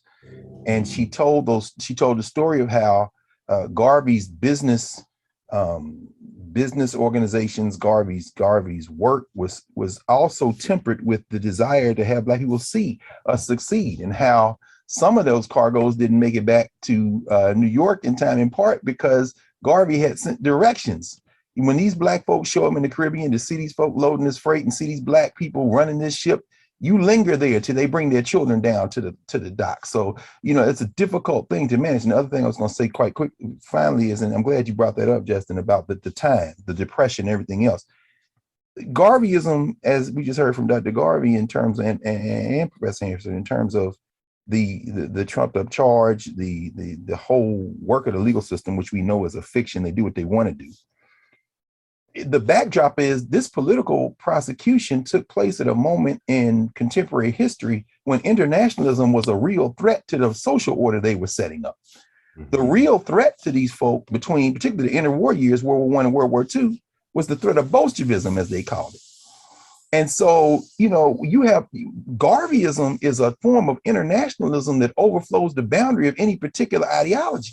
So they had to get rid of this guy. They thought, well, we can get rid of him because they were setting up their new world order. And I don't want to overuse that term, but again, between World War I and World War II, what you see is a modern world system trying to fight over who's going to control the resources. Du Bois wrote about it in 1915, his article, The African Roots of the War. The old system was decaying. Old Europe was losing its colonies. And between the middle of the teens and the middle of the 1940s, they had a fight over who was going to take the next round. when you inject the idea that you're going to organize 400 million Negroes to stand on their own and they don't respect any one flag before their own flag, oh no, this guy gotta go. So it was an international collusion. The British, I mean, when you read the Marcus Garvey papers, they are talking to each other all the time. And they're even recruiting other Black people who think they are revolutionaries. A. Philip Randolph, Garvey must go, the African Blood Brotherhood. They are setting them at war with each other because they know if these Black people get together right now, we won't be able to stop them. And so finally, the mark of Garveyism absolutely is the lifeblood of a great deal of the African independence movement and the Caribbean independence movement, because what they couldn't do in fighting among themselves is stop all those people who were going to come out from under their thumb and take their own. So you see Bandung in 1955, and you see the Afro-Asian, Garveyism is not only at the table, Garveyism is the animating spirit of that thrust. And that anti-colonial movement, you can't have it without Garveyism. That's why they tried to kill it in its crib, but of course it didn't work. Okay. All right, Greg. I didn't want to cut you off because you all. Oh, no, I should have stopped. I just wanted No. Listen, but I got two more questions about the petition because I think that people will need to have this clarified. The one is, are minors allowed to sign the petition? And the second question is, can a paper petition be circulated? No, we cannot have a paper petition, unfortunately. So everything has to be online. And minors are allowed to sign a petition. Right. Remember what I said, in our last iteration, we had children under the age of 5, and I have those letters still. Dr. Eze had his children, and we have children under 5 who sent their petition in. And I submitted them on their behalf. So yes, everyone can sign. All right, thank you. Okay, so that was a question for that one. And then so very succinctly, you all can choose who will answer this. The question was asked, what is the impact of having Garvey exonerated? What's the impact of doing that?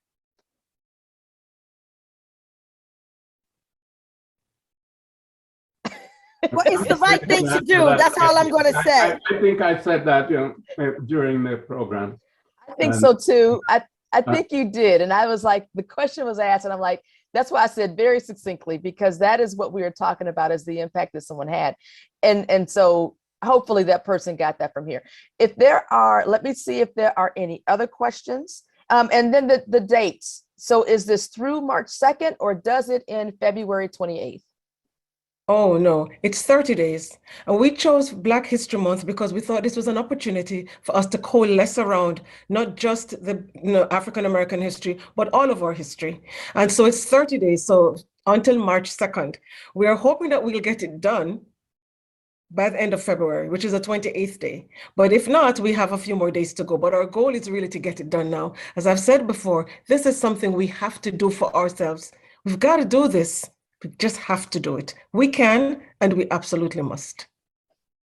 Thank you so much. And we have a couple more questions, but I do want to keep it moving. What I would like to do is turn this conversation back over to our booksellers, right? Because the other part of this, as Paul mentioned, it's for you to sign. And then it's also what can the rest of us do in order to engage folks so we surpass that 100,000 signatures. So what I'm gonna do is turn the call back over to Ramunda and Danya, and they are going to talk about what they've been doing, and then we'll have a couple other people talk. But I wanna say to all of our attendees, get ready to put in the chat what you are going to do. That's the second half of this. So we are looking forward to seeing what it is that you are going to do. So I am going to de-spotlight these folks, and I'm going to bring in Danya and Ramunda again. So give me a moment to do that. Thank you all. Thank you all. And okay. So, and I think that Ramunda also needs to share her screen. So Paul, if you can grant Ramunda screen sharing capabilities, okay, that would be great. Do that, and if you can, I think wasn't Roz supposed to come in with her examples? She was going to come in after they were. Okay, got you. Does she? Ramunda, I will get you. Bear with me, okay?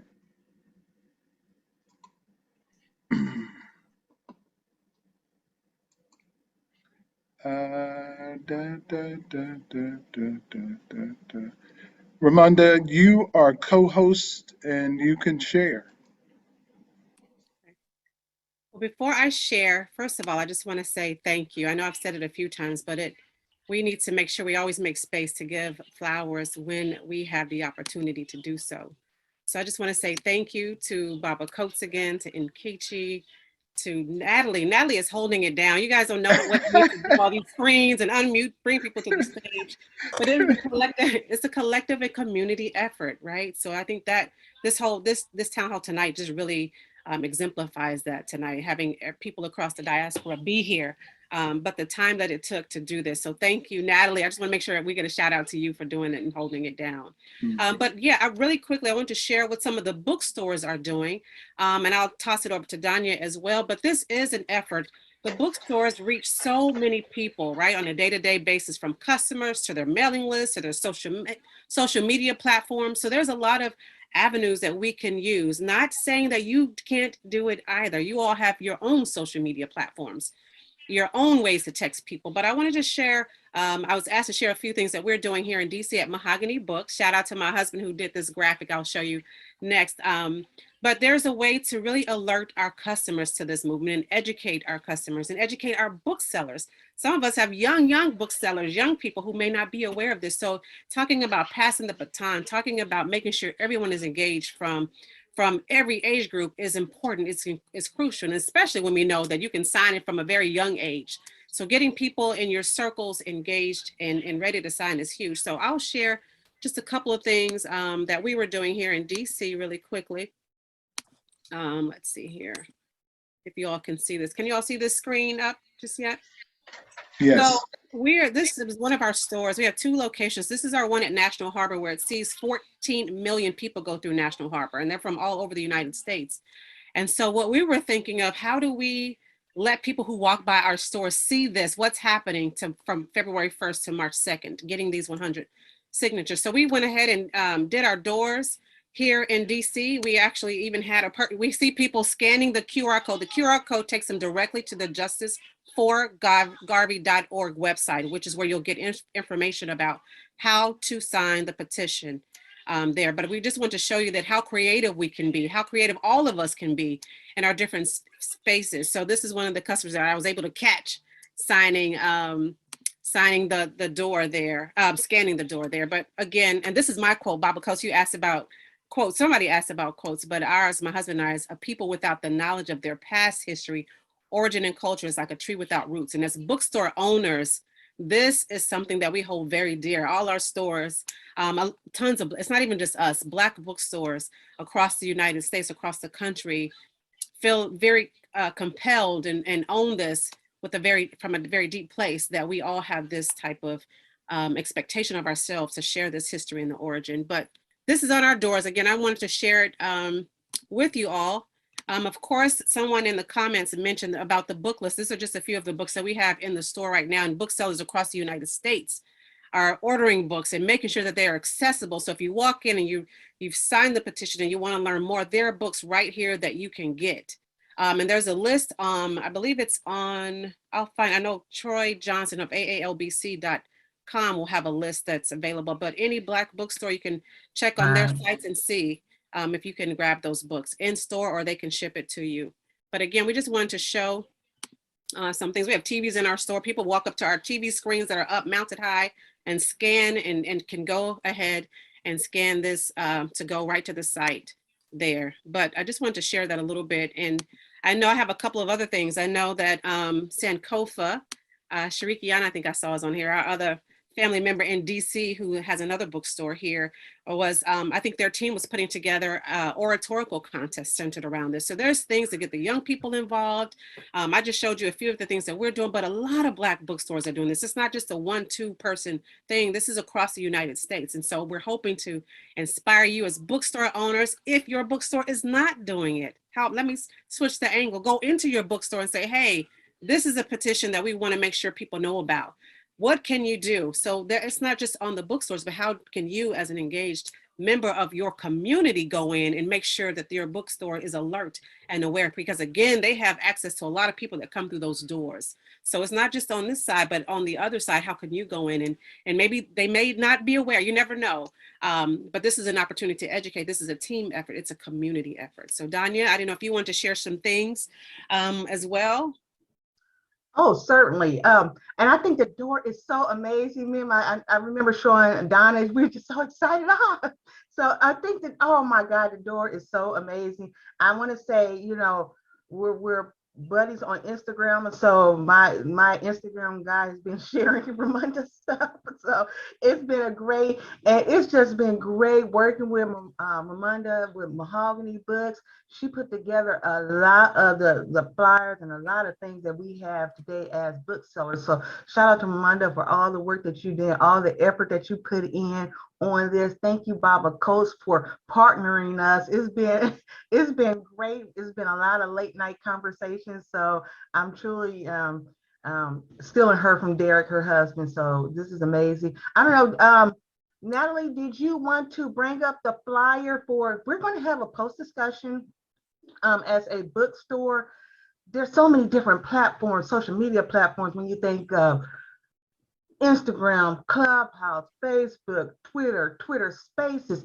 It's so many areas to reach people. Right now, we touched probably about 400 people, but we have a post conversation coming up after the town hall, and that post conversation is just going to get everybody involved on Clubhouse, try to reach additional people, try to reach people that are, you know, that have spaces in that environment. So, and we're going after them right after this conversation. Hopefully we can bring some energy here into the Clubhouse and continue to pull people in, continue to get that petition out there and do our things to spread the word. We are doing that in partnership with Community Frontline. Shout out to those brothers if they're on here, working with Quentin Phillips and Ricky Clark. And Ricky Clark does a lot of our education in the bookstore, and he also brings the universities together in the bookstore from TCU, University of Texas at Arlington, all the different campuses. They actually bring bus tours to the bookstore, so I'm happy to do this post conversation with Ricky Clark. Farrell is a poet, and he is the son of the Abio Doom from The Last Poet, so he will be moving the conversation forward. A lot of these brothers have studied Marcus Garvey. They love Marcus Garvey. We have a Marcus Black August festival that is centered around Marcus Garvey, the Honorable Marcus Garvey, and that education. We do that every year in August. So Donna's going to put that in the link if anybody wants to come on and join us and just have that strength and that unity on Clubhouse, and then bring everybody in. They have thousands and thousands of people there all night long. It's crazy, but let's just get them involved in something that is valuable, something that is tangible, something that we can all move together. I talked to those, it's a lot of young people out there too, and I talked to them back in the 90s. We did a lot when it came to apartheid, just the protests and all those different things, all those messages that we put out there. And there's another generation that needs to know about Marcus Garvey and needs to spread this message. We are also teaming up with the Mosque number 52. That's another one of our partners, and doing events, doing forums, doing townhouses. Just a lot of partnerships that we're doing in Fort Worth, in Dallas-Fort Worth area. And shout out, I see Pan African on here as well. Shout out to Pan African. I think they're going to probably do some events. So, you know, shout out to that group over in Dallas.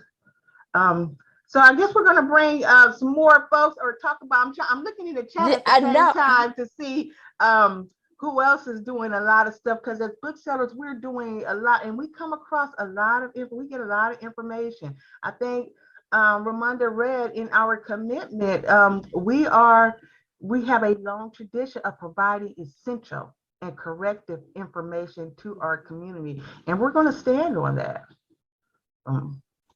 Okay. All right, I'm going to bring in, because we've talked about bookstores, and so as we phase into what each of us can do as individuals, I'm going to bring in Rosalind Coates. Yes, the last name is familiar for those of you who know Paul Coates. And Roz is going to talk about two things. She's going to talk about one, what she's done and what we can do with our book clubs. And the second thing she's going to talk about is what we can do with our communities and specifically within the church. Roz? Hi, everyone. Hotep. Just so glad to be here. Good to see you, sis. Yeah, I've been monitoring the chat as part of my job. That's my other hat. And several questions have come through. One, what can you do to bring other Black organizations into this effort? And then people are asking, can we engage celebrities and other people of high influence in this effort? And my response to that is, what can you do to bring Black organizations into this effort?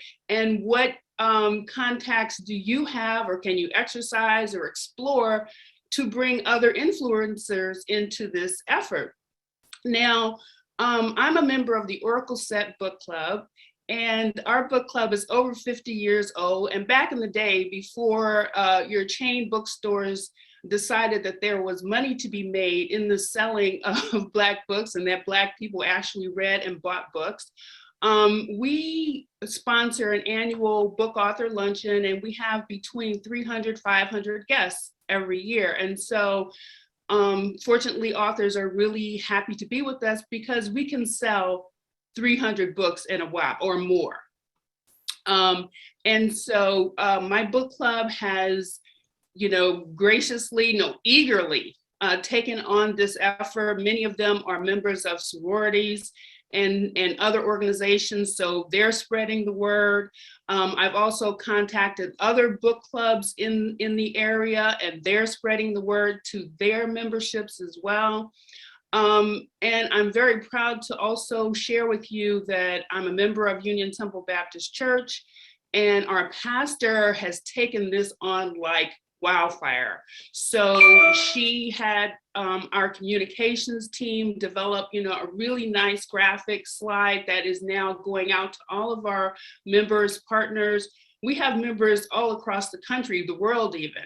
And so we're spreading that word or this effort through Union Temple Baptist Church as well. So those are just two, I think, it's been said more than once, if we can just engage 10 people, and each of us knows at least 10 people, I'm sure. You get those 10 people, your sisters, your brothers, your aunties, your uncles, everybody engaged, we can get this done. There's no doubt in my mind. So thank you. Thank you, Roz. I was unable to unmute myself there. Thank you, Roz. And so I'm looking over here. So people are saying that they just sent to fifth year their friends. That's what the ask is. Do that. Share that email. And there will be more communications, but it doesn't have to be fancy, y'all. You know how when we want something, how we can share that. And so that's what the ask is to go out and do it. You sign it. It's so simple to do, and let everybody else know that it's there. So people are saying they've sent out several emails, will continue to do so, and info into the Pan-African Film and Arts. They've sent out. So we've just got tons of things over, and that's exactly what we want to do. So I need for you all to keep saying what it is that you're going to do. We have gone way past what we thought we were going to do. And Natalie, tonight. I think I forgot something. I'm supposed to say something, and I can't. It's so many. You guys are doing a great job of sending stuff in, and I know Attorney Bobby Edmonds is trying to send me something, and I can't. So, I'm sorry. I tried, Miss Edmonds. I know she does keep us straight, but we will find it. If you guys can find it and read it about what's going on in Dallas, Fort Worth. She definitely put it out there, Ms. Bobby Evans. So we appreciate you. Okay, and go ahead. No, I just wanted to echo what you were saying about what people can do, because we're at this point where people are signing the petition. I know Baba Kosa mentioned this earlier, and a few people did, but it goes beyond us. Many people, I won't say everybody, but many of you have cell phones and can text. It's a simple link to remember: justice4garvey.org. So do a group text, send several texts out, copy and paste the same message. It's easy, even if you don't have social media, right?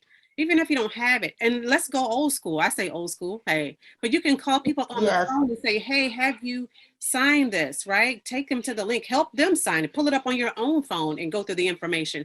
This is a community effort. It's not just one person, it's all of us. How do we reach out and help everybody, whether they have access to technology or not? This can be done. It can be done. So I want all of us to know that this is accessible. The last thing I was going to say is what else we can do. Share on your own social media. We talked about that. Put a graphic up, share another graphic. You don't have to make it yourself. Again, we want to make this easily accessible that you can walk out right now when you hang up to do. If you've signed, great. Step 1, step 2 is to text some people with this easy link, justiceforgarvey.org. And lastly, I will say too, are the hashtags. The Garvey family has come up with hashtags. I'm a social media person, as if some of you may know. Yes, you are. Social media, right, Donnie? But there's hashtags that we want to be able to track this energy, track your intention, track your work. So I know a couple of the hashtags are hashtag Exonerate Garvey, hashtag Justice for Garvey. So when you do those posts, share that. Even go be bold on your social media page. I think we did a post the other day and say, hey, how many of you are going to share? And people went through and said, me, me, me, me. So whether they do it or not, we can't take that. But what we can have is a public declaration that they say it themselves that they are doing this. So I want to make sure that you all know that this is something accessible and it goes beyond your one signature. So I just wanted to add that in. Ramonda, I want to add that, and I think you might touched on this, make it a conversation piece. Even though, you know, we're still in this pandemic, I know a lot of people are getting together. They're going to sporting events. So make it a conversation piece. And I want to shout out somebody, or Prep Factory put in the chat that, you know, Jet Relays is coming up. And I know I've talked about the power of sports. Let's not forget about the message and the power of sports. Everybody is involved in sporting events. You're going to have a Super Bowl party that's coming up, right? You know, make it a conversation piece. Do that. And in Texas, we have the Jet Relays coming up. It's the HBCU Jet Relays.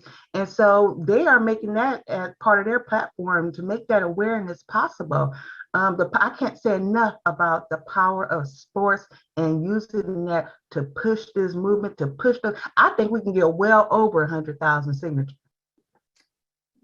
And I want to tell you all, on the night before this was started, I had a dream. I don't know why I'm dreaming about this, but it was like I was watching this ticker. It was over 1 million. I was like, we are over 1 million. We're over 1 million. And I don't know why, but I had that dream. Like, this is crazy that this is on my mind like this. But the reason we're asking you to put what you're going to do in the chat is because we want everybody else to see what's possible. Garvey did not have social media. Garvey did not have email. How did folks all around the globe join this organization? It's because you tell one person and they tell another person and they tell another. That's how it happens. So don't limit and think about, I can only post it or I can only do that. You can share it. You can, whatever it is, you can be like with some people, I'm like, okay, you need to go sign. Like, go sign. Have you signed yet? You know, it's like, it's that thing there. It's that follow up. And so that's why we wanted to do that. There was one question I think that I had that I wanted to ask. And I think that we talked about this in our pre-call, and then we're going to get ready to wrap this up, you all, and do some closing comments. The question was asked, and I don't know whether Nkechi or Dr. Downer can answer that, but it was, how do we know, or will we know if we reached 100,000 signatures? How will we know? That's a good question. That's a good one. It looks like Baba Coates answered it too. I don't know if anybody wants to in the chat. So if Nkechi wants to add to it, but he just wrote, we do not have a way of knowing how many signatures we have right now, and we won't know until we get to the end. So I don't know if Nkechi wants to shed some light on that or not. So we are investigating some other types of ways of being able to track that. But I will say this, and this is something that I have put in the chat as well. Definitely sign the petition. And we're trying to get more than 100,000 so that there would not be any question. But that is not the only vehicle. While you're signing the petition, there needs to be buzz. I've talked to people at the White House. I know what they need. They have told us what they want. They need to be hearing about it, not just from me calling them or whatever. They need to be hearing it from the grassroots. They need to be hearing it from the radio. They need these TV interviews. They need podcasts. They need a clubhouse, all of that. They need to hear the groundswell like they hear it on voting rights. Okay, it needs to be out there. So while we're doing the petition, it's not just limited to that. It is the whole canopy, shall we say, if we want to be successful this year. Catchy, she just makes me want to shout. Every time she talks, I just want to shout and be like, yes, because that's true. We need all avenues. We need all corners. We got to hit all corners of the earth. I think somebody mentioned celebrities.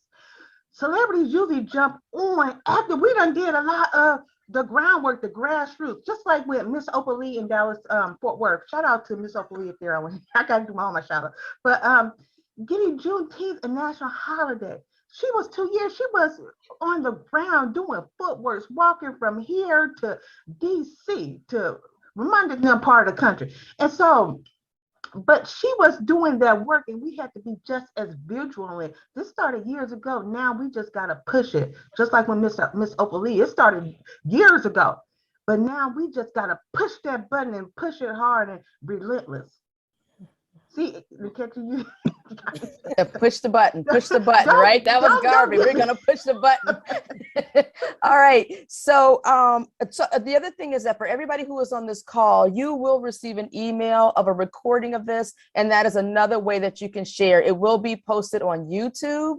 And so you'll get the link. And so you can also share that, just like we share those TikToks, we can share a YouTube video to this call tonight.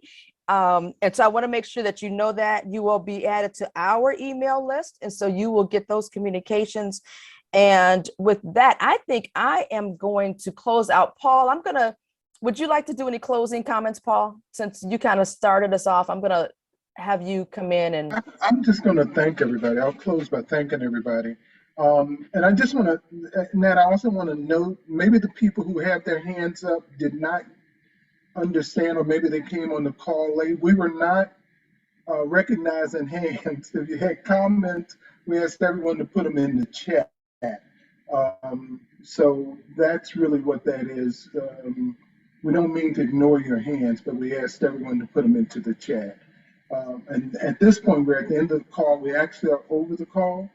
I want to thank everybody for their efforts in being here. I want to thank everybody for their efforts in taking on the challenge of getting the 100,000 names plus that we need. All the booksellers, all of the individuals work in the area that you decide to work in, but just get it done. Really get it done. And thank you, Dr. Garvey. If you sit with us, if you have something, other than that, we're going to close and thank everyone for being on the call.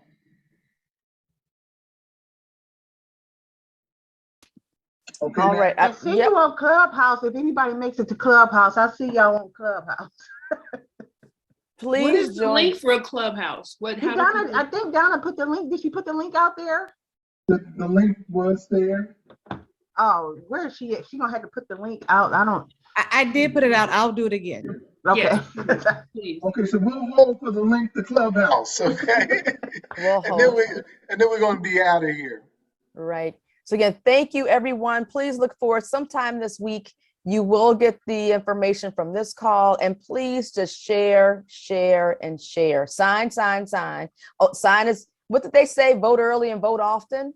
And so yes, sign early and sign. But look, you know what? I'm going to say this too. Speaking of voting and political people, all those folks we vote for that are sitting in the Capitol building, you can go to you can contact them and you can tell them to sign the petition as well. You're a voter in those states. You can speak to your congressional leaders. You can speak to your representatives at the state and the federal level. You can send an email. Click on that. Tell them to go sign the petition. You voted for them, or maybe you didn't, but right. Okay, so we're going to take a few minutes. That link, did the link come up yet? I didn't see it. Yes, I sent it twice. It's there. Oh, okay, I see it. Donna's got it up. All right, so she's got the link there. You can go out now. Other than that, good night, everyone. Thank you for attending. We so appreciate this. Thank you to my team, Rosalind and Donna and Janine. You guys are the best. We could not do this without you all. Y'all are rocking and rolling tonight. I want to thank them, and I want to thank our presenters. I want to thank Ramunda and Danya. I want to thank Paul. I don't do that often, y'all, so that's a good thing. I want to thank Paul. call. After working together for 20 years, that doesn't come out easy. Oh. So anyway, thank you all. Good night. Please go over to Clubhouse. Thank you.